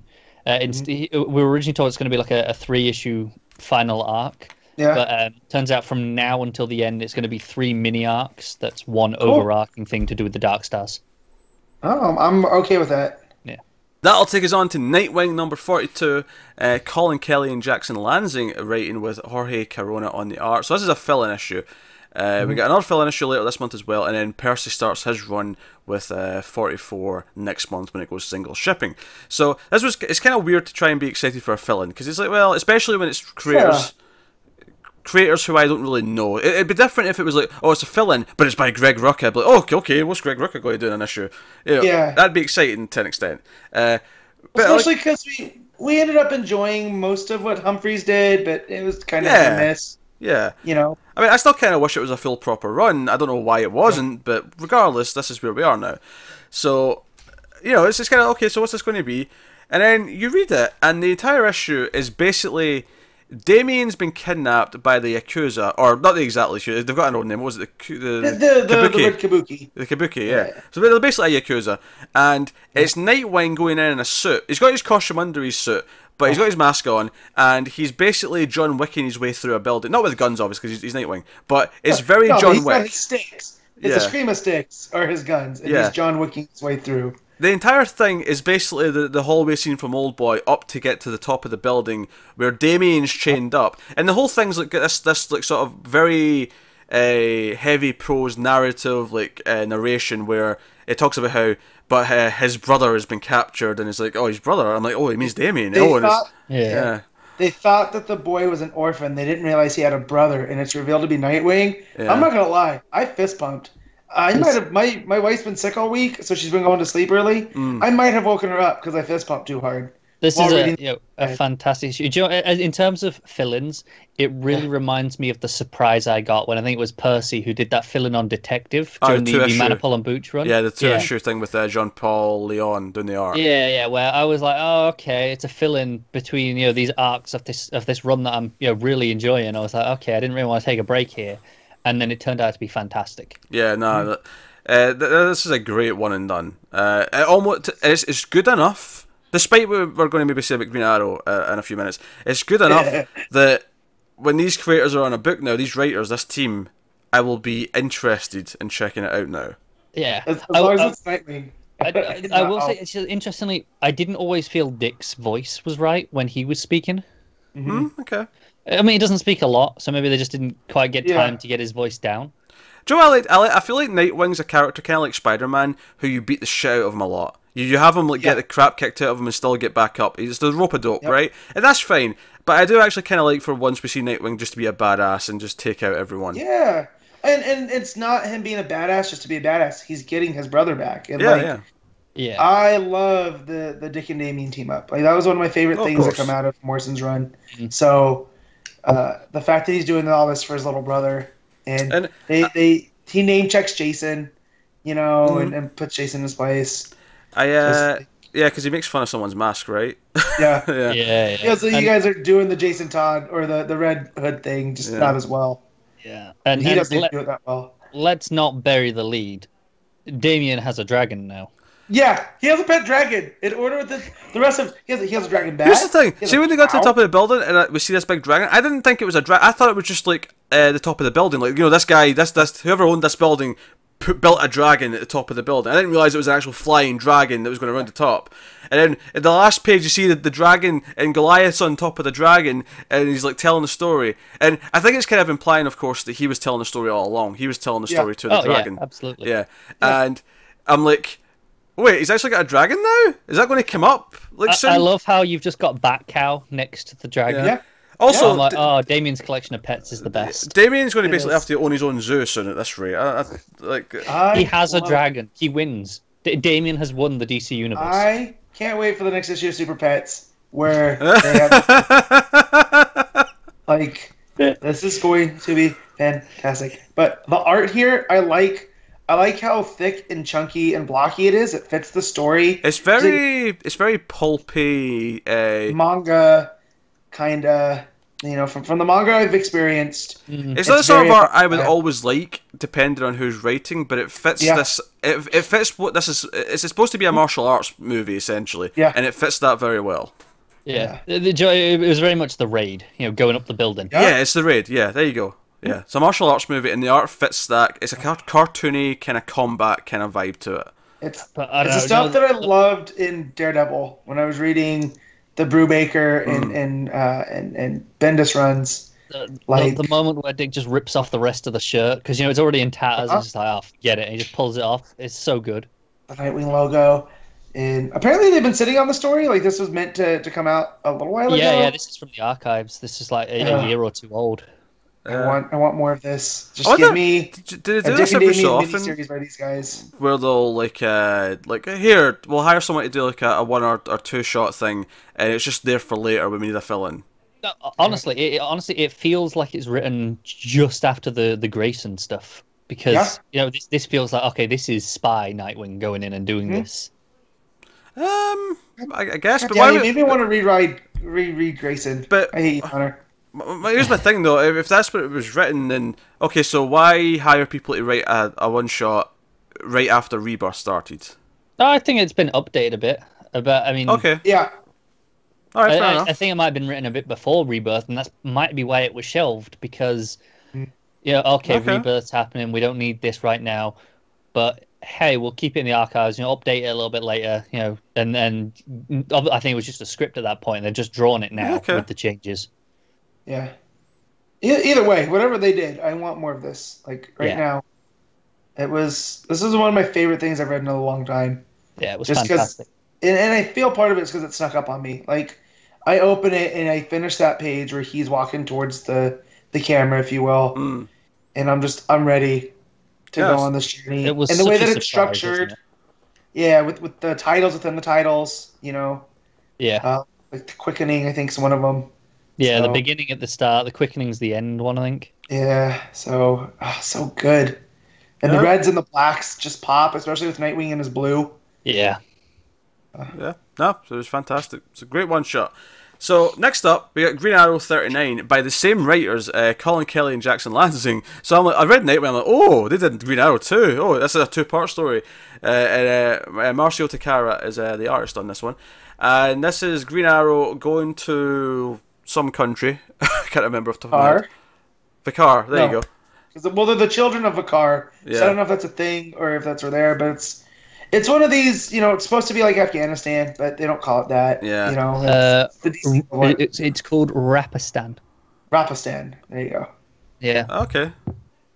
Fair enough. I imagine it's kind of where, you know, the League of Assassins kind of, they have a thing there. Like, what's the city? Where's Roz operate out of? Do you guys remember? Ra's al Ghul. Anyways. Nana Parbat? No, because Nana Parbat's different. It's not in Parbat now. That's what pissed me off on Arrow. Yeah. That's what I'm thinking of, but that's the first thing that came to mind. I can picture it, but I can't bring the name. It's very similar to Nanda Parbat, though. It's up in the Himalayas and whatnot. Anyways. Yeah. It's one of those places in the DC, kind of like they did with Kandak, which is like vaguely Middle Eastern, you know, Iraq. So Green Arrow lands here to try and give aid because the food supplies that are coming in aren't getting here. So and this war between the warlords is like everything's happened and blah blah blah. No one knows what's going on. He drops in the food and then he's attacked. He's told that this is not to be here. And the plot eventually becomes that all the children have kind of become the villains and the warlords, and they're controlling the place. Because we find out later that the one who attacks him and blows up the helicopter, his friend who's in the helicopter dies. He's this villain who's controlling the rest of the kids, but it turns out to be also a kid. Nobody, which pisses me off because Nobody's a character created by Tomasi for No, Batman. it's nothing. The name's nothing, right? Oh, it's nothing. Yeah, but it threw me They're as well similar. because the design is really similar. Oh, it's similar, Yeah. but I'm just saying it's not nobody. It's nothing. Gotcha. Well, either way, I feel like they're cribbing. I know, I felt that too. Honestly, though, this is the thing. I don't necessarily think the story here is that bad. My problem with this is just how damn wordy it is. Well, Yeah. The amount of narration boxes on each page were just like, come on, you can condense this. Yeah, I started reading this earlier in the week, and then I was like, this is not doing it for me, and I put it down, and I didn't finish it till this morning, right before we recorded, and I just... Because the art's pretty good. Obviously, Takara's a pretty good artist, but fine. so much of it's covered up with the boxes. Yeah. I really like the touch with the language swapping and how they denote it with the slightly different color, and they got the symbol in the corner. It's the new Superman version of that where they do the colored. They don't exactly tell you here though, like they do in New Superman. Actually, you kind of have the Arabic script. I do actually kind of wish it was even more of an obvious color, because it's more of a brown. It is. It's subtle. It's like a brown and then the black. Yeah. People might have thought I was blind if they looked at me because I pulled my comic super close to try to tell, what color it was. Because far away it looked black and I couldn't tell. But I didn't feel like this was Ollie, even through everything he's been through. This felt like a different character that just happened to shoot her. And then I was like, is this taking place currently? Is this like post year one? I have no idea. Different. Well, because he references Dinah multiple times. So. Then exactly. Yeah. So. I'm sure he mentions early on that this is right after the trial. Maybe he does, yeah. I think he says, "Oh, sorry, I know I left right after the trial, but this is something I have to do." I don't know. I feel like mercy, guys. I do wonder though. I wonder if this was also written a while ago, and then they just put in a few lines of dialogue to make it be set after everything that's just happened. Yeah, no, it's on the first page. There's a box in the bottom corner that says, "I know you'll hate me for leaving so soon after the trial, Dinah, but after the last year of insanity, all the wheels within wheels, Yeah, that could have been, just plopped. Just added in. Yeah. But it's one or two boxes, right? I mean, it's It's just the one box that says it. That's easy to add. Well, I'm excited for the Bensons taking over in a couple issues. I'll say that. Yeah, we'll get a preview of that. We're getting an annual for then end of next month, and then the run starts proper in August. So I tell you, I like the idea that again this is fallout from things that happen in the Deathstroke run. I like that concept of there are consequences to what he's been doing. Because he comes in and he takes out the leader of this rival tribe, and then it goes into chaos, and then that's how the kids take over. But it also felt similar. I don't know how up to date with Star Wars you are, Connor, because it was the last thing. I'm up to date. So you remember the Aaron run where Yoda went to the Stone Planet? Yeah. And it ended up being the kids that are doing the fighting. This reminded me an awful lot of that, just not done as well. Yeah, I know. I can see it. Because you have the kids that it seems like the parents, like Temple of Doom style, are like, oh, we need to find the kids. But then this one guy's like, oh no, I know where the kids are. We're going to take this to them. And it's a bunch of satellite dishes. And then you come to find out that, oh no, the kids are the ones that are behind all of this. And it just felt hollow. Like, it does feel a little bit weird. Yeah, it's funny because I feel like, the Nightwing issue was fairly wordy as well, but I loved the narration in that. That was really setting the mood and setting the tone. It flowed really well. And then here it just kind of does the opposite. And I think, obviously it means that this team aren't foolproof, but I'm still interested in what they're doing in the future now. If they announce a new book, a new series by this pair, I'm like, okay, I'll check it out for sure. Yeah. But that certainly shows that, they're not perfect. Yeah. No. I will say I love the panel of Ollie looking up at the graffiti of Deathstroke on the wall. Yeah, that looks pretty cool. That's pretty cool. That is a great image. Man, I feel like they're building Deathstroke into something else right now, and we're just not picking up on it. I think it is interesting because, like I said, we've been reading obviously the Priest run since the start, and it feels now there's been these ripple effects of events that we were reading about, like 2 years ago now, because these are early events in the Deathstroke run. Are starting to spill out into the wider world. We had stuff in Justice League, but we're getting stuff here as well now with other writers picking up on it too. I wonder if that's an indication of when this was actually written. Yeah, that could be too. Because the Deathstroke stuff is more baked into the plot, so I don't think that was added in. No. So. No, I'm just saying, like, it's I feel like DC's putting Deathstroke up on a prominent for whatever. Maybe it's because he was going to be the villain in the Batman movie, right? When they brought him Manganiello, so they kind of wanted to push him, so they'd have stuff going on. Maybe. I don't know. But I'm not going to mind because I like Deathstroke. I wonder if it's more just, the book has been a success, right? It's selling pretty consistently. Critically, it's getting some praise. I think they're just trying to capitalize on that, and we're going to talk about. We got the Deathstroke versus Batman that they did a big push for in the marketing, and I think it's like, hey, people are enjoying this. Let's make it a thing. It's kind of the same thing that happened with Harley Quinn, right? People were like, hey, people like this. Let's push it. I was going to bring that up, whereas Harley was just a cartoon character, and up till recently, anyways, Deathstroke was just a Teen Titans foil. Yeah, and then it was John's put him on that pedestal through that Titans run. And now, he took out the Justice League in Identity Crisis, which that was the first time I remember going like, "Oh, Deathstroke's cool. Like he's not just a one and done." True. And as much as I will give Arrow shit for a lot of things, it definitely raised Deathstroke's profile in the consciousness. I liked the early Deathstroke stuff. Once he started yelling "Shadow" all the time, I was out. Shadow. Which I just saw Connor wince because he thought he had to take a drink.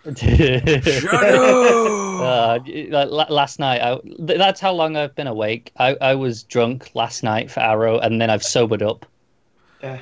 Yeah. But we laughed a lot during Arrow last night because I made a joke that something should be mentioned early on, never thinking that they would actually mention, because it's been a long time since this was a thing in the show. And then during an argument, Oliver actually says it to Diggle, and I was like, "Holy shit!" He went there. I'm on points.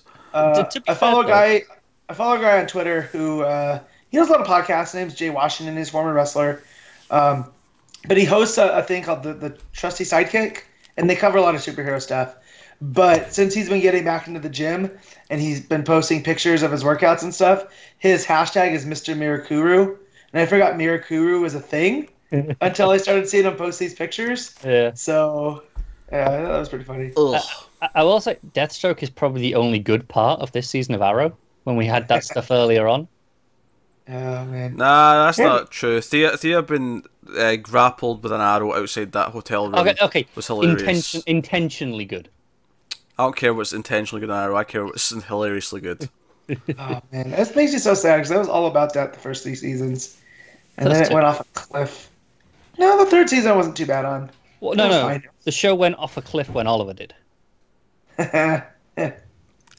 With that said, we shall move on. Because, Green Arrow, 2-word day, it wasn't rocking as... It's not awful, it's just kind of a slog. I said it earlier, it's only been an issue, but I really miss Percy. I loved how pulpy that run was from Rebirth. Like, I was with him for his entire Green Arrow run, so... Yeah. Well, we have 3... Well, we have another issue of this, and then we have another 2 months of fill-ins, and then we get the run in August. So that's fine. Brace yourself for some wacky, ups and downs in Green Arrow. But speaking of Deathstroke, though, we'll move on to number 30 of Deathstroke, which is Christopher Priest writing, of course, and Carlo Pagulayan on the art. So this is the start of Batman vs Deathstroke, and amusingly enough, this one actually is mostly Batman-centric, to the point where it feels like a Batman comic. And then Deathstroke shows up eventually later on. That's what I think they meant by a series within a series. Because it's not traditionally Deathstroke. It feels like a mini. It does feel like a separate mini that is just being incorporated into the larger run. Yeah. Even the fact that the cover has a big part 1 in the corner, but almost looks like number 1 of a series. Yeah. At a glance. It does. It's not quite as bad as when Marvel did this whole thing, where every arc had this big part 1. Oh, sure, yeah. But it almost replaced the actual even the number. title, it says, Deathstroke versus Batman, but it looks like that's the title of the book, the way it's written. Yeah, it does. It's the way they've been promising it. Even as this series within a series, even the variant cover actually is the Deathstroke versus Batman at the top as the logo, not just the Deathstroke. So no. I'm happy to see this is actually a nice change of pace, because I feel like Deathstroke's been overly complex for a while. This was a nicer almost just a Batman story. But okay, so there's been a break-in. Batman goes to check it out. This is suspicious. It's related to this big crime boss. This all stuff's going on. Yeah. But Gordon finds, oh, there's something here. Someone's left something for you. And it's like, it's DNA results, and he's like, hey, I know these. This is Talia and Damien. Someone's trying to tell me something. And he's like, this is saying that Deathstroke's Damien's father. And Deathstroke, when he eventually shows up towards the end, because Batman kind of lures him out. Yeah. He's he's trying to assassinate this crime boss guy. And he's like, hey, what about this? And Deathstroke's like, nah, it's a lie. I looked into it. It's fake. I don't care. Yeah. And he's like, hey, this is to set us against each other. This is someone playing us. He's like, yeah, but we need to know. And until I know for sure, like, I'm not leaving your, like, I'm going to interrupt your business. Every contract that you take. Yeah. Because that's part of the thing, is Deathstroke, kind of like what we're saying in Justice League, is like, hey, like, I'm okay with you existing, taking out criminals, Batman. Like, it's fine for me. We just don't cross paths. Yeah, your business and my business never cross. Yeah. You know? But no, Batman's going to get in his face, and that's obviously what's going to lead to the conflict here. But yeah, it was very Batman focused. Because Batman, he tracks down who broke into the place in the bank or whatever in the first place, with the Batmobile. He gets some, and he's like, hey, who sent you? Blah blah blah. Gets information which leads them to the bad guy. Other than that, of course, we had some Wintergreen Alfred. I think this might be my favorite part of the issue. I wasn't expecting this the British bonding. Yeah, because it's over years as well, right? Because it's like the first page is like... Yeah, then it's 10 years later, I think. Yeah.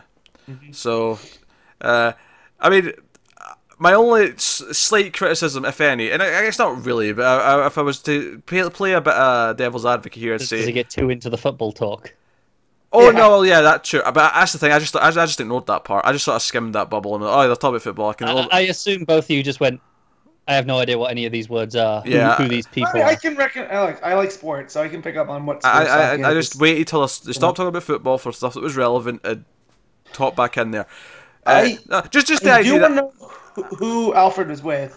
Like, who's that lady? Yeah, because I feel like it's one of these things where they're retconning back in. Oh, well, Alfred and Wintergreen have known each other all these years, and it's kind of cool. But I'll just criticise that it's one of these comic things where they retcon in so much of this stuff and these connections in the past between so many things that it's another one. All right, fine, I'll go with it. But yeah, I get it. It makes sense to me though. I do like the idea that Alfred was Special Forces in what is that? You call that SAS? Yeah. Over there. And one of my favorite things that John has done was in Earth 1. He's, like the bodyguard, but in order to get Bruce, who's traumatized at the death of his parents, he goes, no, I'm your butler. And he kind of just takes on that role. So I like when they kind of bring that back into the main continuity. Yeah, we've had it a bit we had it in Snyder's Batman, the All-Star stuff. We had that Alfred arc where it was, the younger Alfred training as the agent and stuff. Yep. So that is definitely in continuity, as that's his background as well as the actor. I think he did that and then went into acting. Yeah, I mean, it also sets up how he's good at patching him up because he was a medic in the army. So yeah. And I like when they just play up on that Alfred has the CRS. He's not just the proper English butler. Like I think it's why I really buy this bonding with Wintergreen. They're actually kind of really similar. And they kind of bump into each other. It makes sense that they'll strike up a friendship to me. Yeah. Oh, sure. Yeah, no, I mean, there's no logistical problems with it. It's just they retcon so much stuff like this into the backstory at times that. That's fair. Oh, here's another one. All right. Oh my God, Deathstroke really is the Dark Batman, and not just with looks and abilities. Like he has his Alfred. He has the really jacked up family. The loss of one of the sons. So it's true, yeah. The secret youngest sibling that no one knew about, and I really like the action set piece of like luring, he has the dummy hanging, which is meant to be the guy Deathstroke's trying to kill, and then he jumps him midair, and they fight in the air so much that they end up he has the bat wing come in, and they land on the bat plane in the wing, and they're fighting on the bat wing, and then they go in the water.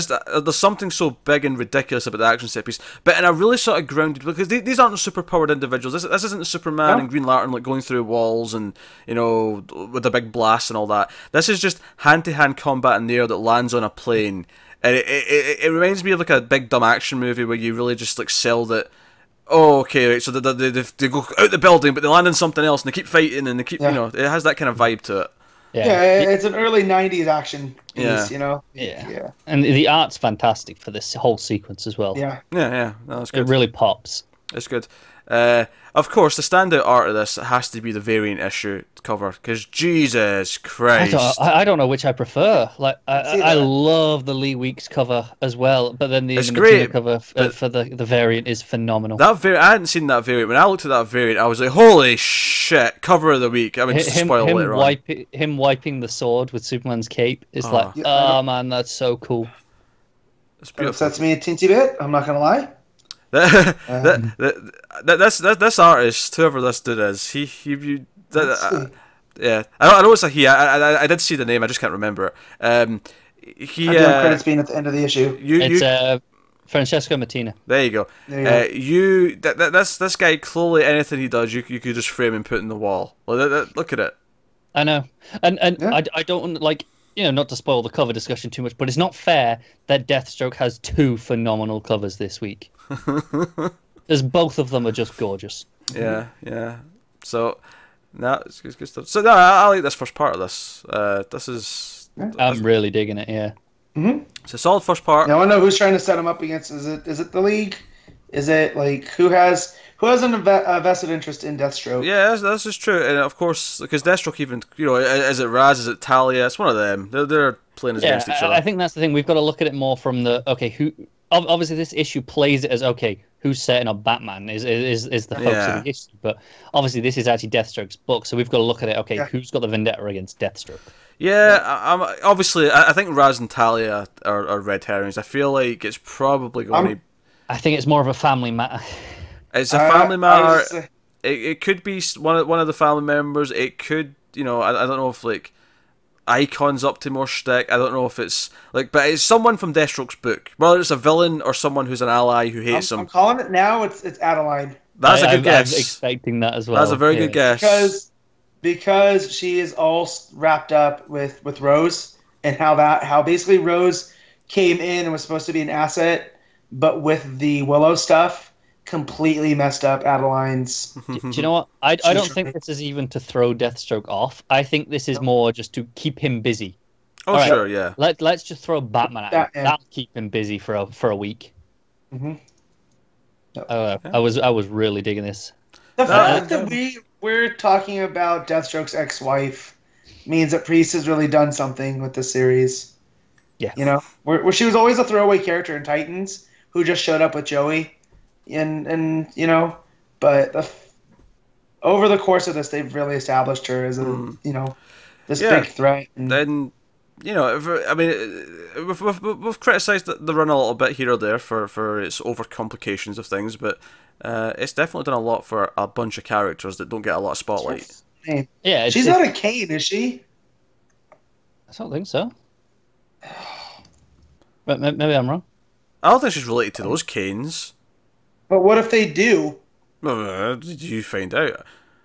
Yeah, maybe this is just something that we're unaware of. She's a Kane. She's not one of those Kanes, I don't think. But that's what I'm saying. Like, what if that's what this builds to? That's why they're bringing in Batman. That it turns out that through whatever they're related. Okay, I see it. Yeah. I'm pulling this up, seeing. I do think it's a very strong issue. Then, like you say, it kind of is back to basics for the run, and I think the run has done really well over time. Yeah, it's been overcomplicated at times, issue to issue, but as a whole, it's really succeeded. So, but this is a really nice change of pace to go. Okay, no, let's bring it back down. Let's boil it down to just Deathstroke. Essentially, let's take away the family elements for now, and let's focus in on him and how he affects the outside world. In this case, with Batman. And I'm really looking forward to seeing where this goes. Yeah, because I was getting tired of the icon and just all of that stuff. It's all very complex. So I'm happy that we can take a break and just tell what looks like a fun team up. Because it's Deathstroke versus Batman. I'm sure they'll fight a little bit more. But I hope this has more of a buddy, like 48 hours. I feel like they'll work together, but it'll break into them fighting almost every issue until they resolve whatever's going on. Probably. Because neither of them have coping skills. No. So. No. All right. Well, that's Deathstroke number 30. We'll go on to Batman White Knight number 7. Sean Murphy doing everything basically. So this is... We actually finally sort of wrap around to the opening prologue from the first issue, which was, you know, Napier coming to Batman for help. In this issue, it's basically... He has to go get help because they have to defeat Neo Joker. And oddly, kind of touching on a thing that Metal just did. The idea that she would never see this coming, the idea that he would go and get Batman to work with him. I like how it's the exact same, but it's the reverse. Yep. It's just oh no, this is it from the Joker's side instead of from the Batman side. And, you know, Batman's like, hey, I'll help, but you have to agree to, like, you know, confess to everything, and, you know, he lists a bunch of stuff, and, you know, he's even working with the police. You know, Gordon even tries to apologize for arresting him. He's like, hey, But Batman's like, hey, you know what? Maybe I did go too far. You were right to call it. It's the sober apologies for what you did when you were drunk. It's like, you know, I said some things and I didn't mean it, and that's Batman's like, I was angry. Basically, my father figure's sick and he died, and I was in a bad place. It's Joe. So here's the thing. Okay, so the police are going to work with them. Montoya, Bullock, and all that are getting ready to go there. Let's get in the Batmobiles. And he's like, no, wait. Don't not the cars we've got. We've got an upgrade. And then they go in, and Batman's brought his entourage of actual Batmobiles. And it's funny. I saw Murphy tweet out one of the panels that has like the 60s car, the animated series, and the original movie, the 89 movie, all in the same panel. And he's like, basically, I just wanted to draw a bunch of Batmobiles and then come up with a plot later. And I'm like, yeah, that's pretty much how I feel about this. In a good way. I love the amorphous, like, continuity here, because it seems like it's Batman the Animated Series, but it's also its own thing. But it's then also... that's it. Then you throw in the 60s, you throw in the Tumblr one from the Nolans. Yeah, so... That's all of them, yeah. So you have this bizarre thing of seeing Bullock and Harley Quinn, you know, like the sane one, driving in what I think was the 60s car. Yeah. And then Gordon's in the 89 Batmobile. It was just, you know, such a wacky... It's absurd, but I love it. It's a wacky idea. So all throughout this, because the cliffhanger last time was Joker, like, he kind of came back for a second, and then this issue starts with him kind of fighting it back, and he's back to being Napier. And he sort of, like, almost becomes Joker a few times, and then at the end of the issue, he is Joker. And... I did enjoy during the police station segment where he actually turns into Joker and Batman just turns and flies for him, and all the cops have got their guns out. Like, it's just immediately. I love, because this could have quite easily felt like a fake out, because it was, you know, that was the cliffhanger, but he fights it back. I think for a second it did feel like a fake out to me until it started happening again, and it was like a building. Yeah. When I realized, oh no, this is just a continuous thing that's building, it's ramping. Yeah, because when he first just fought it back, I was like, was that it? But then it kept coming back, and it was like, okay, right, so we're escalating it. Yeah. Well, so do we think it is actually the medication running its course, or do we think that Joker's just he allowed himself to go under to let Napier out, you know, and then realize that he can't exist without Batman. So now that he got kind of, not that what he wanted, but the whole thing is like what Snyder hit on too, is that Joker and Batman are kind of a team. You know, they're two ends of this cord constantly tugging on each other, and one without the other, you know, is driven to insanity, if you will, because we got that whole thing with Robin, with Jason Todd. We find out that no, he didn't actually kill him, and Jason gave up Bruce's identity. But almost Joker didn't care, because he only really cares about Batman and not Bruce. Actually, on that, I will criticize. I felt it was really quick and easy, because, you know, Batman just turns to him and says, "Hey, try and look into his memories and find out about that night." And then he just closes his eyes and thinks about it. And then I think it's more he hasn't really wanted to before. He's been. I think Napier's been scared of embracing the Joker. And trying to go into that, but now it's like, well, I'm not sure. But here's my problem with it isn't the idea. My problem is that it's presented and then achieved in the same scene. It's too quick. You present the idea to me and then you achieve it immediately. Well, but I don't think it's supposed to be that much of a challenge. I think if they would have seeded it a little bit more, like he can't. Yeah, it needs to be seeded. That's what I'm saying. Joker.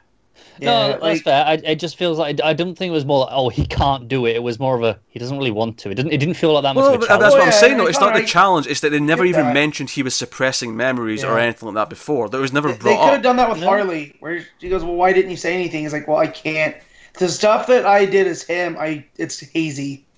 That's all. Well, I It's mean, a I think simple that's line. kind of been addressed already in the sense that he didn't even realize there was two Harleys, right? Until afterwards. Yeah, but I mean, not, you can it's justify all you more want, but in the amorphous. scene itself, I just went, "Oh, he can just do this now." He's having a vision of this Joker memory. I don't know. I just feel like a I liked that scene because it plays with our expectations of Jason Todd. We know that in actual continuity, he beat him to death with the the, crowbar the and actual blew the him up. actual content of the flashback I liked. Yeah. Yeah, It was just So- the way it got to it just felt kind of like, oh, we can do this now. yeah. I feel like a Deus Ex Yeah. Machina to me. I don't know. I feel like out of nowhere. But I like that. And then we find out that the fund that Joker, World that Napier had said was being charged to taxpayers actually was always going back to Wayne.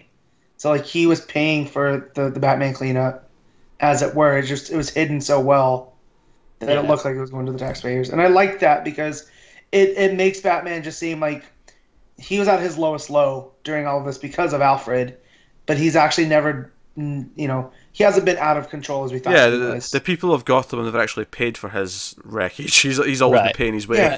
and I like that Napier in the same way that Joker knows that okay, it's Bruce Wayne, but he doesn't care. Napier doesn't want to use that because that's not how he wins. That's kind of just I could just unmask him and throw him under the bus, but that does not. There's no satisfaction in that, is there? There's no victory, and it's easy, it's cheap.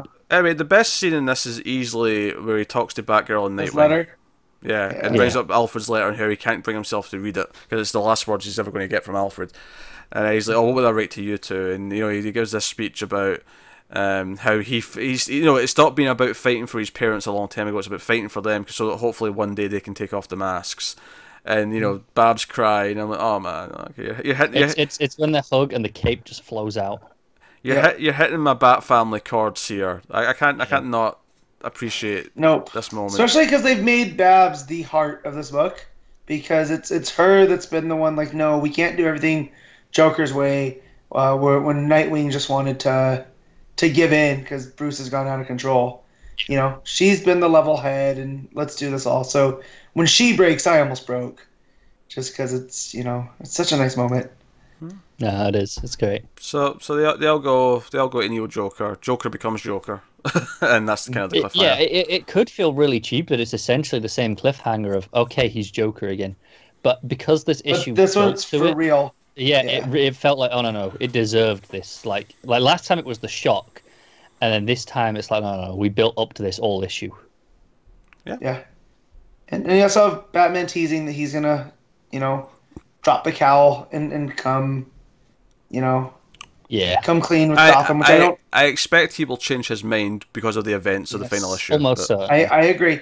That said, if if Murphy wants to set up a sequel, I'll take more of this, and it deals with the fallout of that. Like, what is Gotham without Batman? With just Bruce Wayne operating like a Batman Inc. kind of deal. But that's the other. So a Nightwing and Batgirl still going.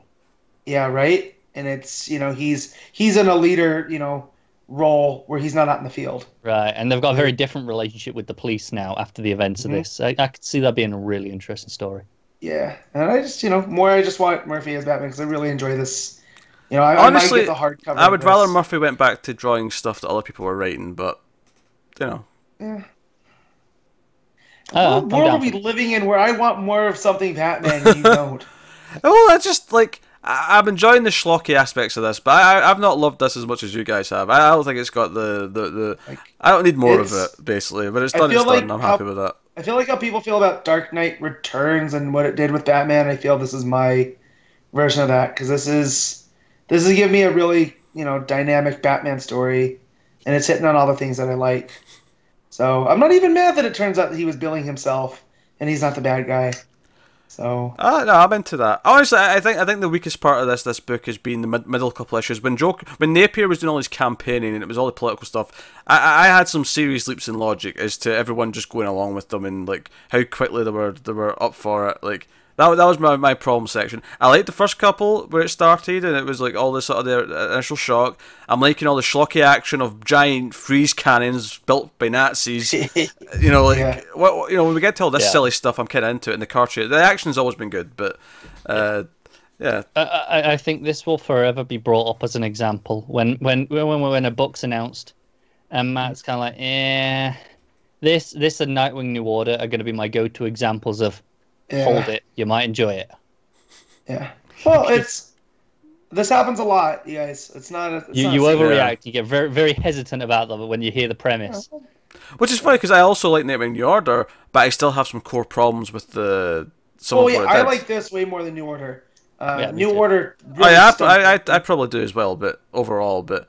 I think New Order was pretty solidly told, but the core concept just had some faults. They never, because I remember when it started, we were like, oh, maybe they'll eventually convince me why Dick Grayson did what he did, and it'll feel okay. And they never did, and they never justified it. They never did. But once you just accept that as what happened, it was a really good story.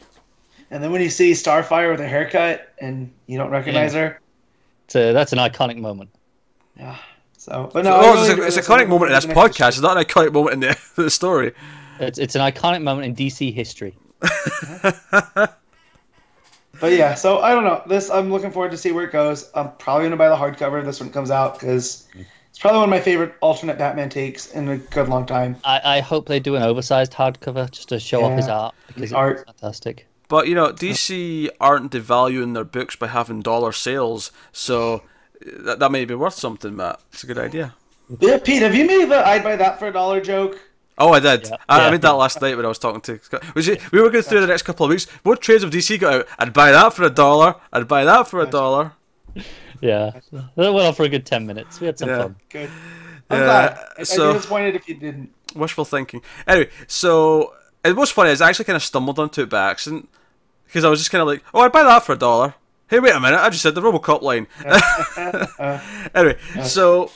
one last book then, we got an issue 1, we get the next up in the new age of DC Heroes, which is The Curse of the Brimstone, #1, Justin Jordan Wright and Philip Tan on the art. We have another book after this that you skipped. There is, I was going to mention that as well. What did I skip? Lanterns, buddy. Oh shit, okay, that was just an accident. I just skipped that by accident. It's on my list. Right. Okay, yeah, we'll do Lanterns next. Once we got to White Knight and you'd skipped it, I figured you jumped it because we had some interruptions, so... You know? I literally just blanked and went straight to Nightwing after Justice League. That's my bad.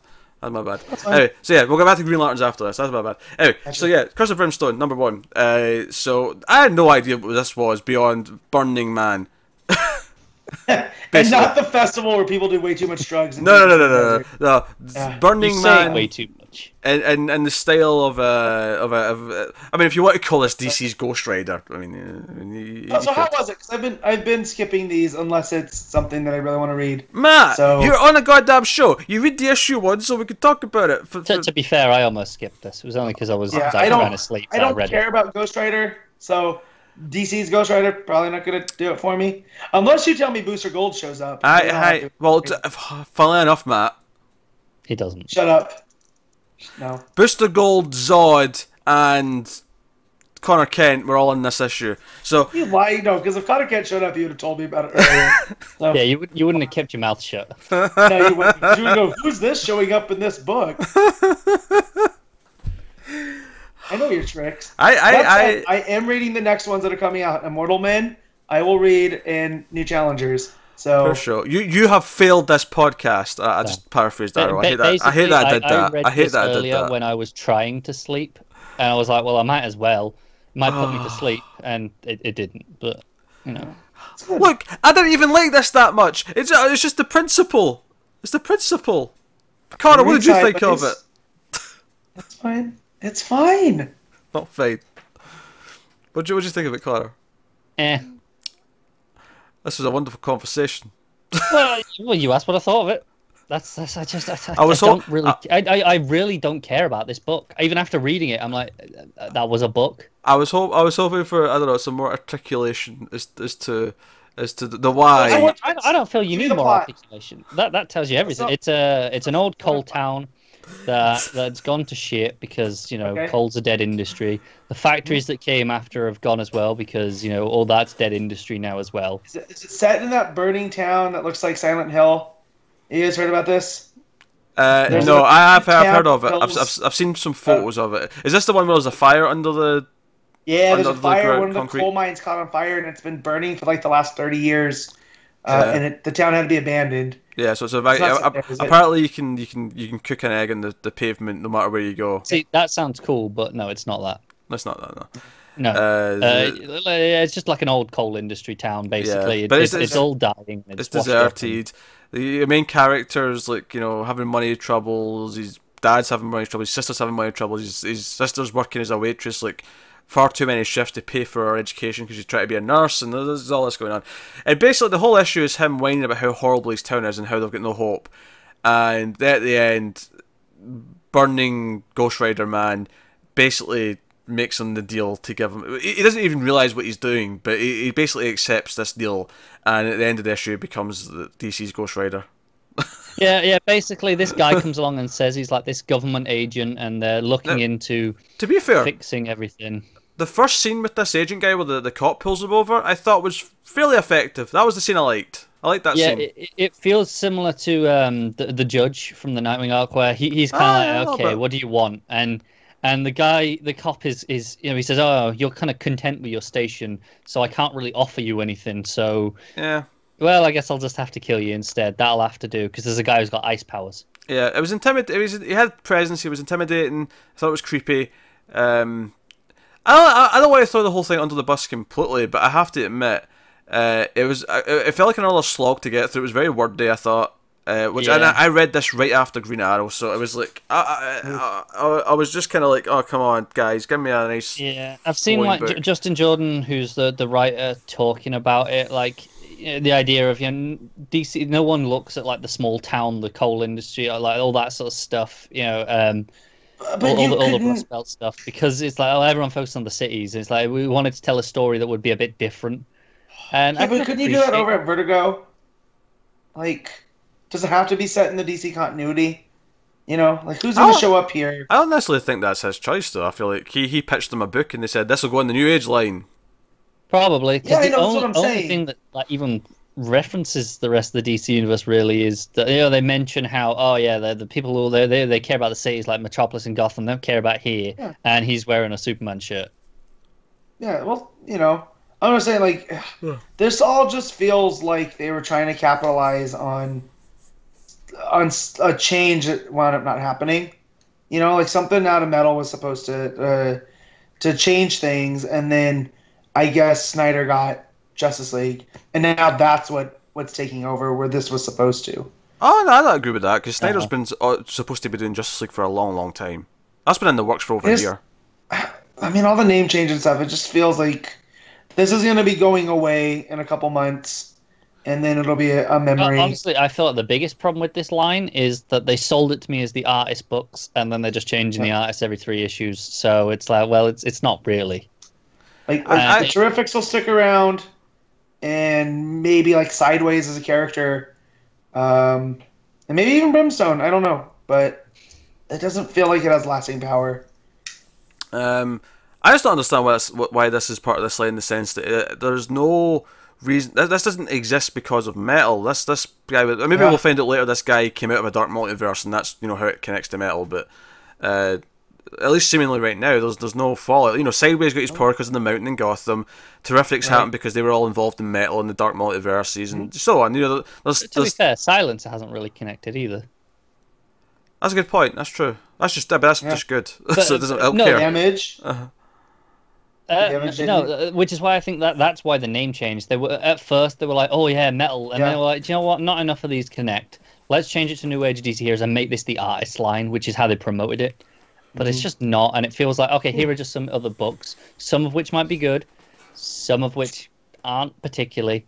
This kind of falls into the middle ground where it's not a bad issue, it just kind of feels like it's not really giving me anything new. I still like the Dark Matter.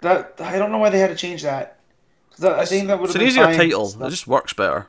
Yeah. It does.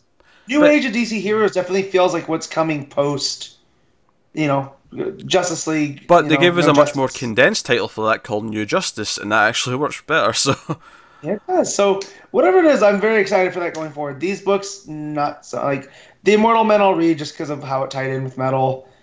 New Challengers is a mini, and it has me written all over it anyways. So, and Terrifics is amazing. Like, I've yet to be let down in 2 issues. Honestly, Terrifics aside, which is kind of the most DC book, because it actually feels connected. All the others, Silencer is far and away the best, as of right now. Pete likes Sideways. So I think Sideways is all right, but I don't think it's on the. I think Silencer is just a better book. Overall. Silencer's better so far. I think Sideways potentially has more potential, but if it does what I think it could do, but Silencer's the better book right now for sure. Yeah. Which is weird because it's John Romita. So, but Bogdanovich coming on issue 4, so we're going to be good. Yeah. But of course, that's still not even close to Terrifics. Terrifics is easily the by far and away the best one. No, but I think Terrifics is inherently more interesting for us as DC fans because that's a proper DC book. Whereas, like the it is, sure. But I think it's just in terms of like the fun pulpiness of it, like it still would be, even if it was separate, even if it was a standalone thing with just like 4 scientisty characters. Yeah. So real quick, like not to sidetrack about Terrifics, we talked about that book and about how it's not really Shadow Girl, right? They have the same last name, so it's one of her ancestors. Phantom Girl, that's what I meant. Yeah, it was Shadow Girl. Shadow Last, Phantom Girl. They're all, I know what you meant, Matt. Yeah, I got you. But so with her, that her planet exists on a different plane of existence. So I forgot about that until I did some research on that. Matt just casually doing some research in the middle of the week. I need to do some research on this Phantom Girl. Well, because we were talking, because I thought it was her. I thought it was Phantom Girl, and it was going to tie into Legion in that way. And no, she seems like she's an ancestor. Yeah. And,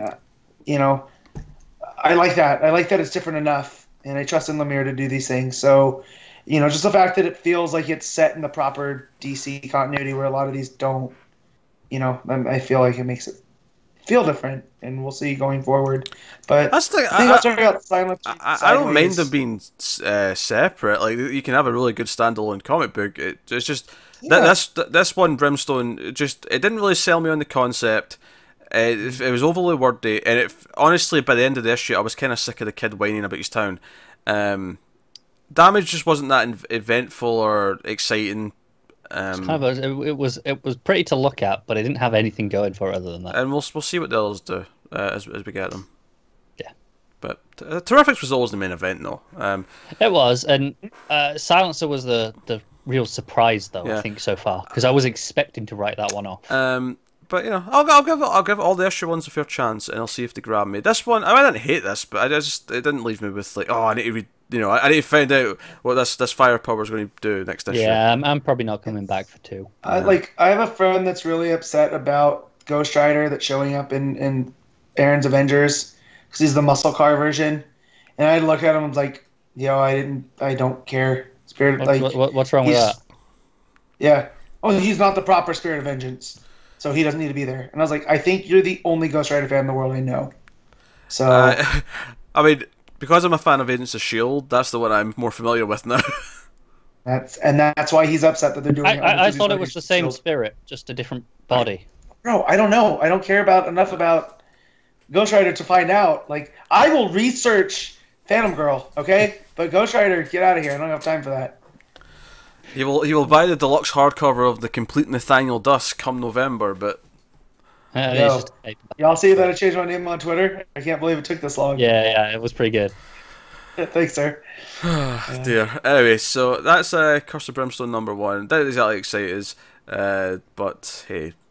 See, that was what I don't read. We get a nice conversation about Dark Matter / New Age of Heroes. Stop trying to justify you slacking. I won't accept it. Slacking. I wish I'd slack. I was done reading my books like really early, and my wife's like, "Don't you have anything else?" I was like, "Nope, I am good." Absolute slacking nonsense right now. That might have been a harsh cut because I realised how long that last part was recording for. Anyway, so someone's slacking there. That was not slacking. That was being passionate and not paying attention to the time. That was doing I was too much work. passionate about not reading Brimstone. That's what happened there. You know what? I don't think I've ever seen someone care that much about not reading a book. Do you know what it is? It's because he never told us in advance. He just didn't do it and then told us live on air. Oh, didn't. Yeah, that's what I was going to do as well, though. So I don't blame him. Oh, see, now there's going to be checkups. There's going to be checkups before we start. What are you going to do if I say, no, I didn't read it? What are you going to do? It's not. I can approach it differently. I introduced it at the start with the thinking that we'd all read it and we could have a conversation about it. I would have set the audience up. The coal town, and I used you as the canary in the coal mine, and it works. We'll just tell you that we read it, and then let you introduce it. Yeah, you're not kicking down my door with a physical copy, going, "You're reading this." If you do, I will read it because I'll make you read it Clockwork Orange style. Yeah. I want everyone in the comments to voice on the list the disappointment of the slacking that's going on here from Matt. Absolute slacking. Anyway, so Green Lanterns number 44, which I just skipped earlier out of accident. Slacking. Make an accident is not slacking. Slacking is just not doing something. Yeah, you just didn't talk about this book. I talked about something else instead. It's not slacking. Anyways. Anyway, Singularity Jane's back, and she might be the devil. Oh yeah, Singularity Jane's great. This starts off with Jessica in therapy, and we're talking about our 3 friends who died. Who I'm actually going to that maybe who the hunters looked like last issue at the end. That's what I'm thinking. Yeah, because they were out on a camping trip. That's right. We don't really know what happens. We know that it triggered her agoraphobia, and she didn't want to go back outside. Yeah, because obviously we said last week, oh, they look like hunters, and then our last issue. And then, as soon as they mentioned their friends, oh, that's who they were. They were our friends who died. Yeah, I forgot about this entire thing. This is what kickstarted their whole like staying in the apartment for years. So. Yeah, which I like though that they didn't jump right to it. Like, yeah, she had her anxiety issues and it prevented her from making constructs, and she overcame that, and she's out of really. But we haven't gone too deep on the hows and the whys. But now we're getting to it, and I kind of like this. I like that we're getting this arc that's focused on Jessica and her issues. Yeah. And the whole point of this is that she refuses to talk about it with the therapist, and she basically runs off to be a Green Lantern because that's distracting her from her problems. And it's like, oh, Singularity Jane's out and about, and she's on this robot planet, and she's pretending to be a robot, and this robot dad wants custody of his robot daughter. And apparently it transforms, because at one point it transforms into a spider tank, and his daughter's inside the tank. Yep. So it's the whole thing. Anyway, so that's all fun, goofy sci-fi stuff. But the meat of the issue is that Singularity Jane actually wanted Jess to come find her. She wants to make her an offer because she feeds off pain and despair and darkness and all that things. And when she looked into Jess, she saw there was like a void. There was stuff missing. There was a black hole, as she puts it. And she wants to help her find those memories. And the only thing she wants in return, the price, is that she gets to like, and she says accept it, because she wants to feed off of it. She wants to feed off of her discovering this. Your mic's going mad. And I was like, oh, this is an interesting idea. And of course, they cut away to Simon, like, doing the action, solving the robot problem. I have a problem with the phasing. Stop giving them new powers. I don't like it. Green Lanterns make constructs. That's it. Joe was funny. It's not a magic ring anymore. This is not Sentinel and the Starheart and Alan Scott. Like, do you know what was funny about it though? Is as soon as I read it, hey Rig, I need that ability, and I'm like, what's he doing here? And he phased through it. My first thought was Connor's going to complain about this. Well, I feel perfectly justified in complaining about this. It's really undermining the Green Lantern mythos for me, because the whole point of these rings is this is their defined power set. It has been that way for decades. This is what they do. And now it's just like, okay, now they can do this, now they can do that. They just do whatever the hell you want, whatever the hell the story needs. Who cares? We have corrected actual facts with Tim Seeley on Twitter. I feel like if we're going to come at him now with even more corrections, but this time it's going to be nerdy shit like this. Here's the thing. If anybody's ring's going to have these powers and it would be justified, it's Hal Jordan's ring that he forged from pure will, right? Yeah. Because that's basically a magic ring at that point. But I feel like Jessica and Simon's ring, because Simon's ring is a regular ring. We found out Jessica's ring is one of the first rings. And that's why it acts the way it does. So I agree with Connor here that it kind of undermines the... I don't disagree, actually. I actually agree. I don't like it either. I don't like the when they can disguise themselves as someone else, but it's not green. It's like just like full color. Yeah. I actually agree that these are things that... Because I hate when they make a a thing that'll actually produce something. Like the example I always go back to is like them making a flamethrower in the movie, and it actually shoots real flames. I'm like, no, green flames maybe. Flames. Yeah, but when they try and put out a fire and they make a hose, but then actual water comes out. yeah, that bullshit. That shouldn't be happening. Like, just smother it with anything. Just get rid of the oxygen. It's fine. You don't need to do water. Yeah, or you hook it up that green hose to a real fire hydrant and it works. Sure, I'll accept that. Yeah. You know, but yeah. All that said, though, I did love the sci-fi robot dad and his PTSD. Oh yeah. Because he was a soldier, but now there's no war, and so he's not qualified for anything else, so he acts out. And I like how anytime sci-fi can address real issues, it always makes it. It's at the end. It's like, but now they're just going to take my kid again. They're not going to let me have her now. Yeah, there was a sadness there. Also, Jessica talking to the kids, like, who's a robot, something or other. Yeah, the baby talk with the robot. Cutest little cyborg. I am. No, there was a baby talk bubble where she called him a wobot. Oh yeah. I'm so ready for Starfire and Jessica. Oh god, yes. Together. Yeah. Oh yes. I feel like Jessica's going to teach Starfire so many human things. It's gonna be freaking great.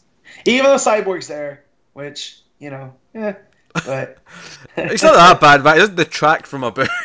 He doesn't, but he's kind of become my least favorite just because he's there. Maybe having him with this completely different weird set of characters might be his chance to shine. Yeah, because compared to Jessica, he is actually the veteran. So there's potential. Him and Starfire have a nice relationship, brother sisterly kind of thing. So we got a Titans team up there. So Jessica's become such a great character, and it was almost a throwaway by John's where he was like, "Oh, what's coming with her? She's the greatest threat." And that could still happen, right? But I feel like we're off of that path. Well, I disagree. I think that's what this is starting to get at now. I think we know where this is going from solicits to do with the ring's awareness. So I think it's going to be to do with that. Yeah, but I think this might lead into that, but I think that's kind of separate. That's what I was going to say. The next arc is about the ring, and the Guardians kind of been like, hey, this ring is doing things it shouldn't be, and that will probably lead to why she's the big threat that was teased. But this stuff feels more personal for her. And why, what she's went through, and what's because her not remembering stuff. I mean, that might end up being to do with the power ring that she had before. Well, here's the thing: it really feels like the ring is corrupting her into this. The way it talks, and last issue, at the end of last issue especially, it felt like the ring was the one in control, projecting the hunters, right? Well, sure. So my take on all this is she buried that, right? It's deep in her subconscious, and the ring. It's powered off of your will. So her will of burying it, as I think, now the ring is acting all this out almost from her subconscious, like a dream. Because when that happened, she was dreaming. So she's not. She was watching movies. Oh, was she? Yeah, she was watching. She was because there was a big Belly Burger wrapper on the floor. I remember this very vividly. Yeah, she was sat on the sofa. Yeah. So I remember she was asleep, but I might have just. Not looked as in depth. I think that was a different point though, where the ring was like standing over her. I think that was the issue before, maybe. Yeah. So maybe it still goes into this is her subconscious, and dealing with it's such a deep scar. It could be that too, because I think when I read that solicit about the whole ring and the Guardians fearing it, my instant reaction was, no, a ring is great. The ring's a good thing. You just feel what you don't understand. And that's kind of how I'm expecting it to go. But it could go down the path that the ring's actually doing bad things. I think that's what I was at first. But the more I'm seeing the stuff like last issue, I'm like, okay, maybe the ring, it's, we think it's a good thing because we're like, oh, it's all friendly, it's fun. But actually, it's not. It's actually quite sinister. Yeah, that was Volthoom. Right, that was the entity in. It was originally, yeah. I mean, originally it comes to you as your friend, and then it starts making you do things you don't want to do. Which is why I think it's maybe more interesting. Ultimately it's a good thing. It's just whatever else is going on, or what is something else, or it's. Also, I like the flashback to her as Power Ring with the thing on her eye. That was nice with the squiggle instead of the lantern symbol. Yeah. Mm-hmm. So basically, Jane makes this offer. We cut to Baz. He comes back, and she plays it all cool and it's whatever. But then you see the contract with a kiss on it, and it's like, oh, okay, oh dear. And then there's the big ending is that she lies to Baz and says she's going to be her sister, but then her sister's like phones Baz and is like, "Hey Baz, is Jessica around? She's meant to come by." And then she's like, "Yeah, there's a big black hole in the sky." Yeah. He should have known something was wrong when she turned down pancakes. Yep. Yeah, I know. That was the first sign. Yeah, it's too obvious. I want pancakes now. I'm pretty hungry myself. Not gonna lie. Yeah, but good. I'm still loving it. This was great. I love what it's doing with Jess. I love that it's focusing on her and dealing with her actual issues. All that stuff. Yeah. I'm down with it. I'm down with what Seeley's doing. Outside of these random new powers that Baz seems to keep getting. Yeah. Both of them though, as well, because Jessica did the disguise as well. True. But Baz has got his emerald sight, and now he's used this phasing thing. I'm okay with the emerald sight because that feels in keeping with the extra things that sometimes happen. With Whereas, the lantern, yeah. Well, they'll have like. I'm just saying, if we're at this point, we're racking up all the new abilities since the start of this run, or since the start of Rebirth, I guess, more specifically. That you add that in there. I think the thing is the emerald sight that feels very unique to Baz, so I'm okay with that one because a lot of the lands they have this unique thing, right? Yeah. Whereas the disguise and the phasing that just feels like the ring's just doing its thing. That's lazy writing. Yeah, it's just like what do I need for this one? I'll just give him a new power. That's fine. Nah, that's fair. It bothers me too. I laugh because I knew Connor would really complain. I really hate it. I do. I do with a passion. So that's Green Lanterns, which is the last book. It shouldn't be the last book because it should have been like in the middle. But we're done. That's all the books for the week. So what we'll do now is we'll pick our favourites of the week. That's best panel / moment, best art, best cover, top 5 books. That's what we do. So to start off, then, best panel / moment. Connor, do you have one at the ready? Yes, I do. This is from Nightwing. This is Damien coming up on the dragon's head, because that was one hell of a moment. That's fair. Matt, you got one. So I thought mine was from Justice League, which that panel with Superman and Wonder Woman. And then we start talking about Nightwing and how much I fist pumped at that reveal where he's coming towards the camera. Mm-hmm. So it's that page as he's, The very first page. Yeah, where he's getting ready for the fight, and it's revealed that he's wearing the suit under the 3-piece suit. It's so good. All right. Yeah, nothing jumped out at me immediately to pick this week. So I think I'm going to go with Batman, and I think I'm actually going to go with the cheeky little ending moment between Selena and Alfred, where she's like, that was shush. Pretty good. Like, she's sneaking it in the closet, and then he catches her, and she's like, shush. I like that moment. It was a nice little... And I love the idea that her and Alfred are getting kind of close. Yeah. Just being around the mansion. Like, he will, keep secrets for her. I mean, not if she's doing something dangerous, I'm sure. He's, because it's Alfred, but... that's how you know you're part of the family, when you have Alfred's approval. So, no, that cracked me up. And, again, I really want to have them actually to be married for a while, so we get married life with Batman and Catwoman. Anyway, so next up we'll do best cover of the week. I'll jump in. I kind of spoiled it earlier. The Deathstroke variant, easily, hands down, nothing else. No, I do love the Deathstroke variant. I give a shout out to the Green Lanterns variant. I thought that was pretty good. But for the sake of some diversity, I'll go with the regular Deathstroke cover. Oh yeah, that's diversity. Yeah. Look, yeah, sure. It's a different cover, same book, but it's a different cover. Matt. So I'm gonna slightly rogue, and I'm gonna pick it's the Batman, but it's for both because when you put them together. Yeah. So it's Batman looking, or it's Bruce looking in and seeing Batman in the mirror in his tux, and then you have and that's Janin. And then you have Jones's Selena in her wedding dress looking in at Catwoman. And, that's a nice 1-2 punch. I'll allow it. All right, best art of the week then. I've got to Matt first for this. So this is kind of a tough week because I really want to give it to Murphy, right? Mm-hmm. But there was really nothing stand out. Like there wasn't Batman with the two artists working in tandem. So they're both Batman books, which, drives my ire a teensy bit. But I think ultimately I have to give it to Batman because just the way that the story's told and the impact that it makes with the story. All right, Connor. I think I'm gonna give it to Nightwing for it's something a bit different, and it's not maybe as traditionally as just that's the standout art that I usually would go to. No, but it really worked for the story. I actually think I'm going to say Nightwing as well, mainly because I think partly it's the surprise factor. Like, I knew what I was getting with Janin and Jones. It is fantastic. And I knew what I was getting with Murphy. Yeah. But this, it was like, oh, this is a nice style that's complementing the story really well. It's maybe not as flashy as some of the other stuff in an individual basis, but it really worked for what the story was doing. I don't think individually, if you just look at the images, it's maybe not quite as inherently strong as Janin's work or Jones's work or Murphy's work.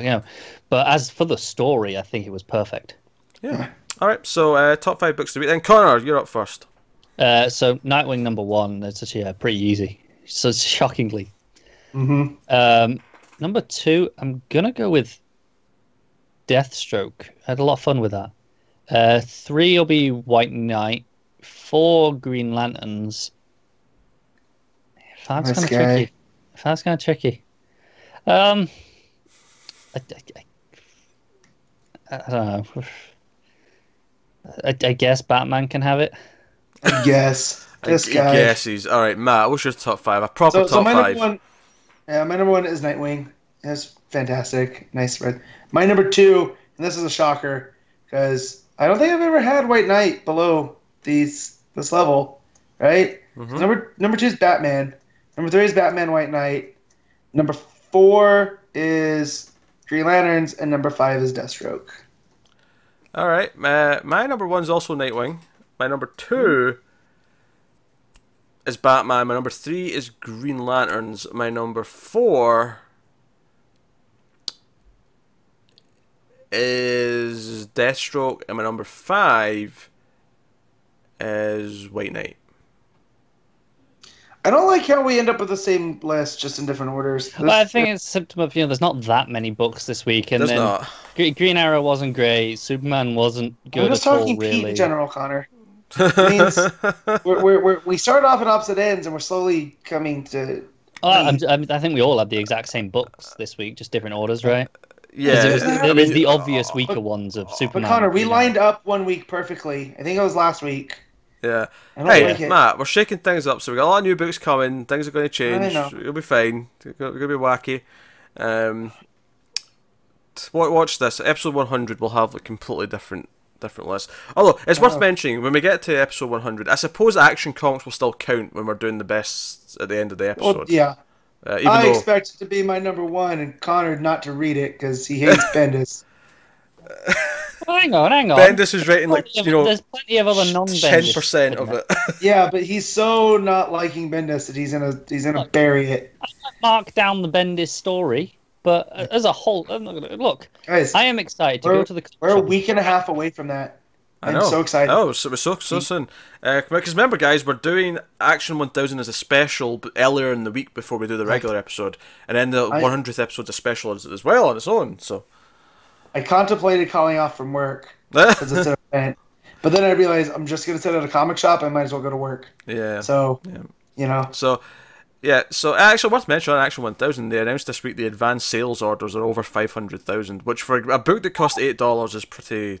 Yeah, pretty but what was even more impressive is the DC Nation. Yeah. Over 1 million. Which, to be fair, when it's a 25-cent book and it's something I think that's going to magazines places as well as comics, it makes sense that it would be higher, but still impressive all the same. Still, I think it was Didio said it's the by far the largest order of any book since he's been working at DC. So, now hopefully that teases enough people into maybe trying all the stuff that spins out of it. No Justice or and obviously it's cheap, and I think a lot of stores are going to stock up on it and throw it out in Free Comic Book Day as well. I imagine so. Just that lines up pretty closely. Yeah, I've heard several shops saying they're just giving it for free, so it just depends where you're going. But yeah, they're just eating the costs and hoping that it'll bring people back for the new books spinning out of it. Makes a lot of sense. It does, but I hope it works because, hey, 1 million copies is insane. Yeah. And it shouldn't be. That's the thing. Comics is a relatively small industry compared to, movies and TV and absolutely, video games. Like, these things all do millions and millions all the time. Comics, it's like, there'll be a few over 100,000 each month, and that's about it.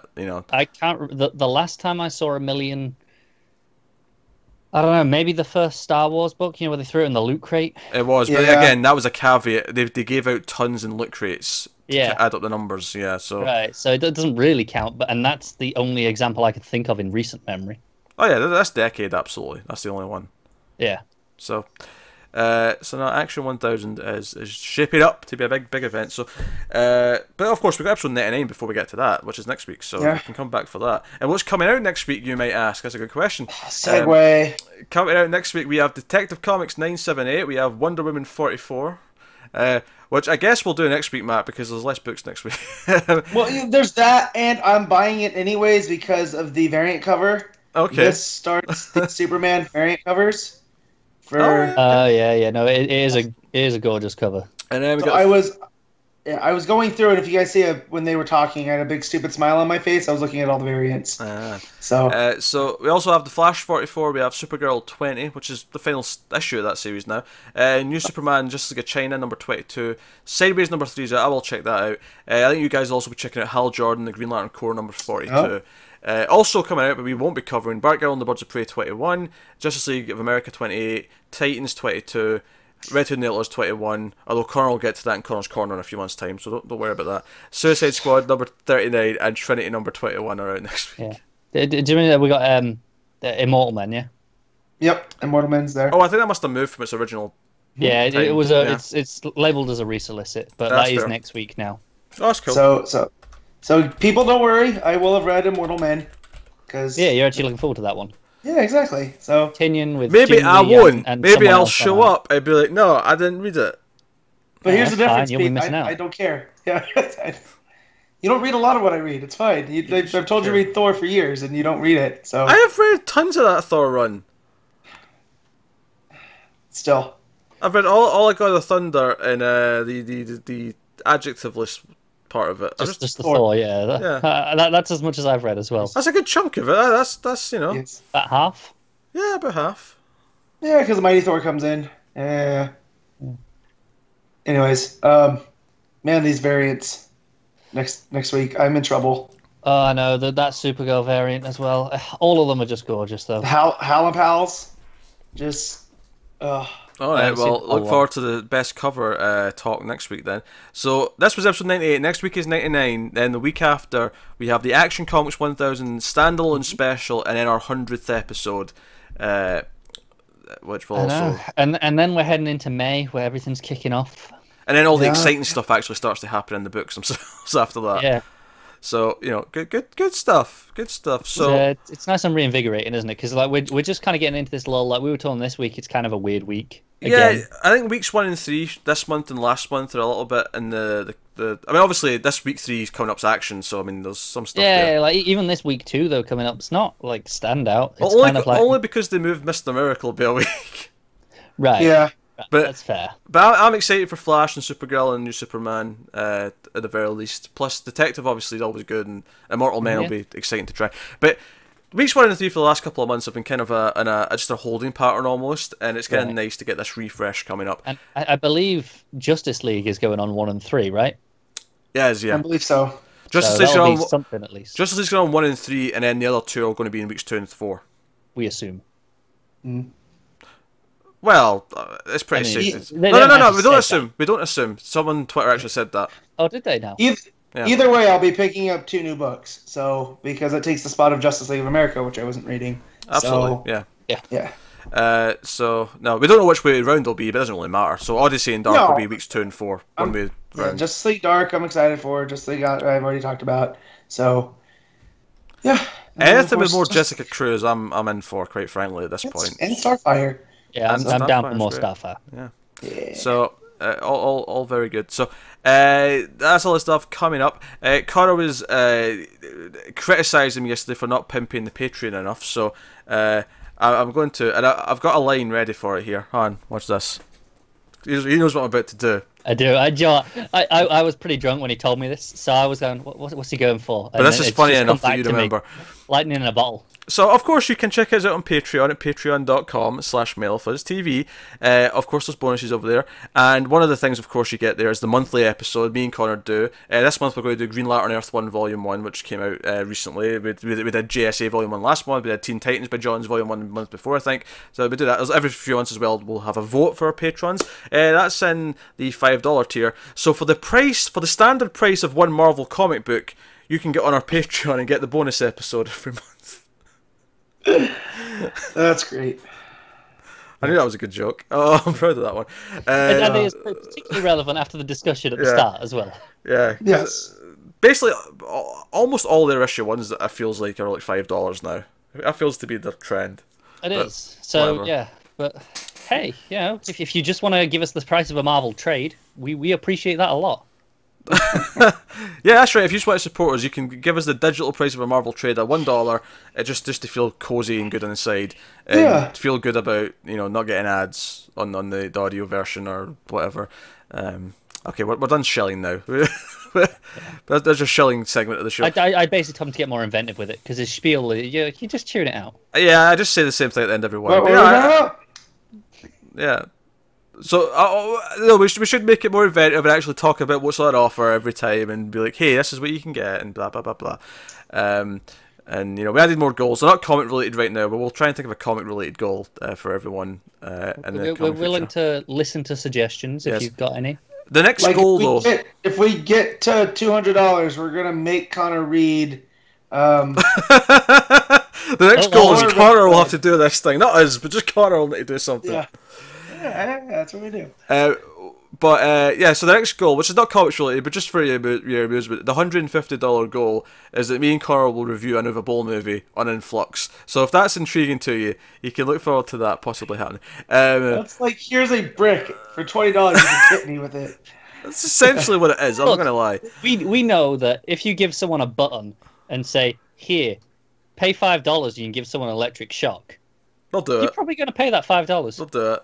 I have no illusions. I'm not a monster. Yeah, but most people would.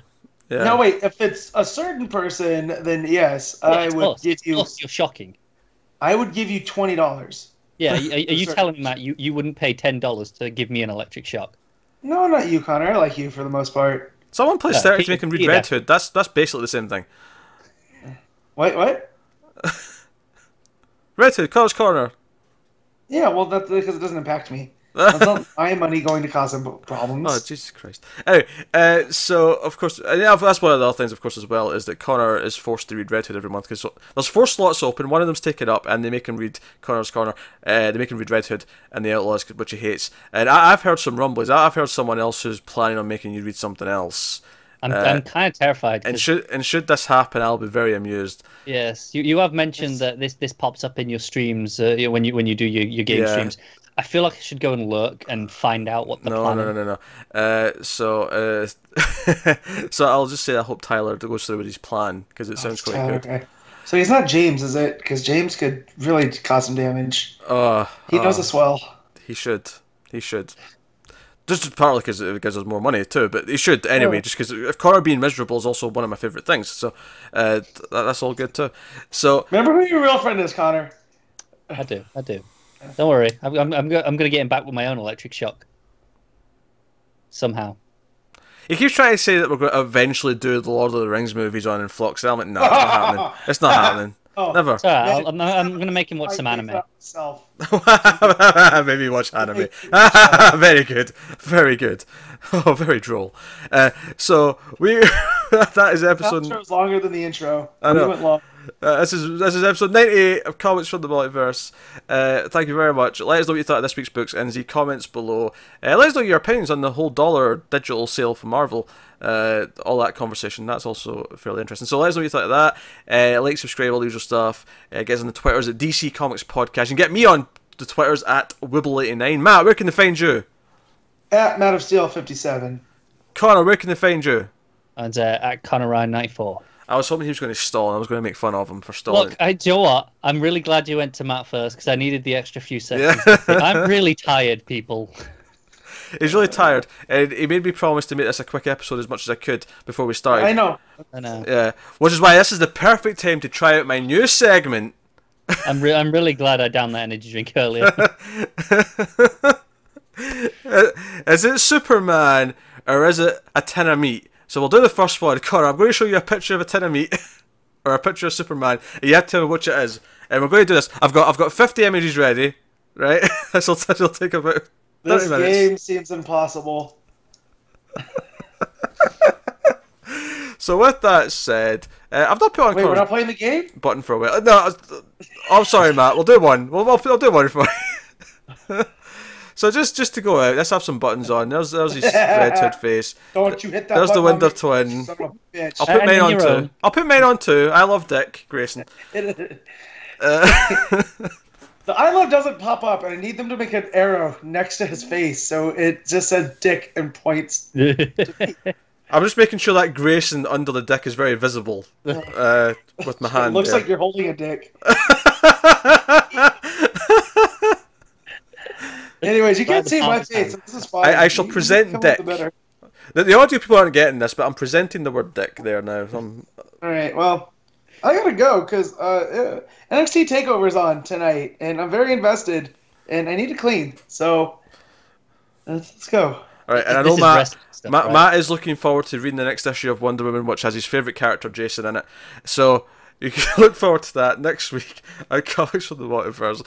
But that is us, so thank you once again for watching and listening. We always appreciate it. Keep reading DC Comics, and always remember to never get lost in the Speed Force. What? I always say that. Oh yeah, I always think it's...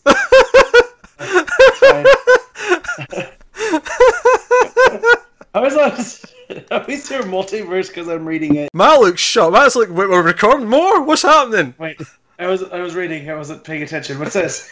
Is there a news alert? This is exciting. Yes, we had news that popped up as soon as we stopped recording. So we thought we'd record a little. Just do it now for 5 minutes and insert it into the show. I don't know if I'll put this in at the end or if I'll put it in at the start where the news is. You put it at the end. Put it at the end. And you add breaking news. It means like an outro again. Yeah, I'll have the outro and then cut to this and then outro again.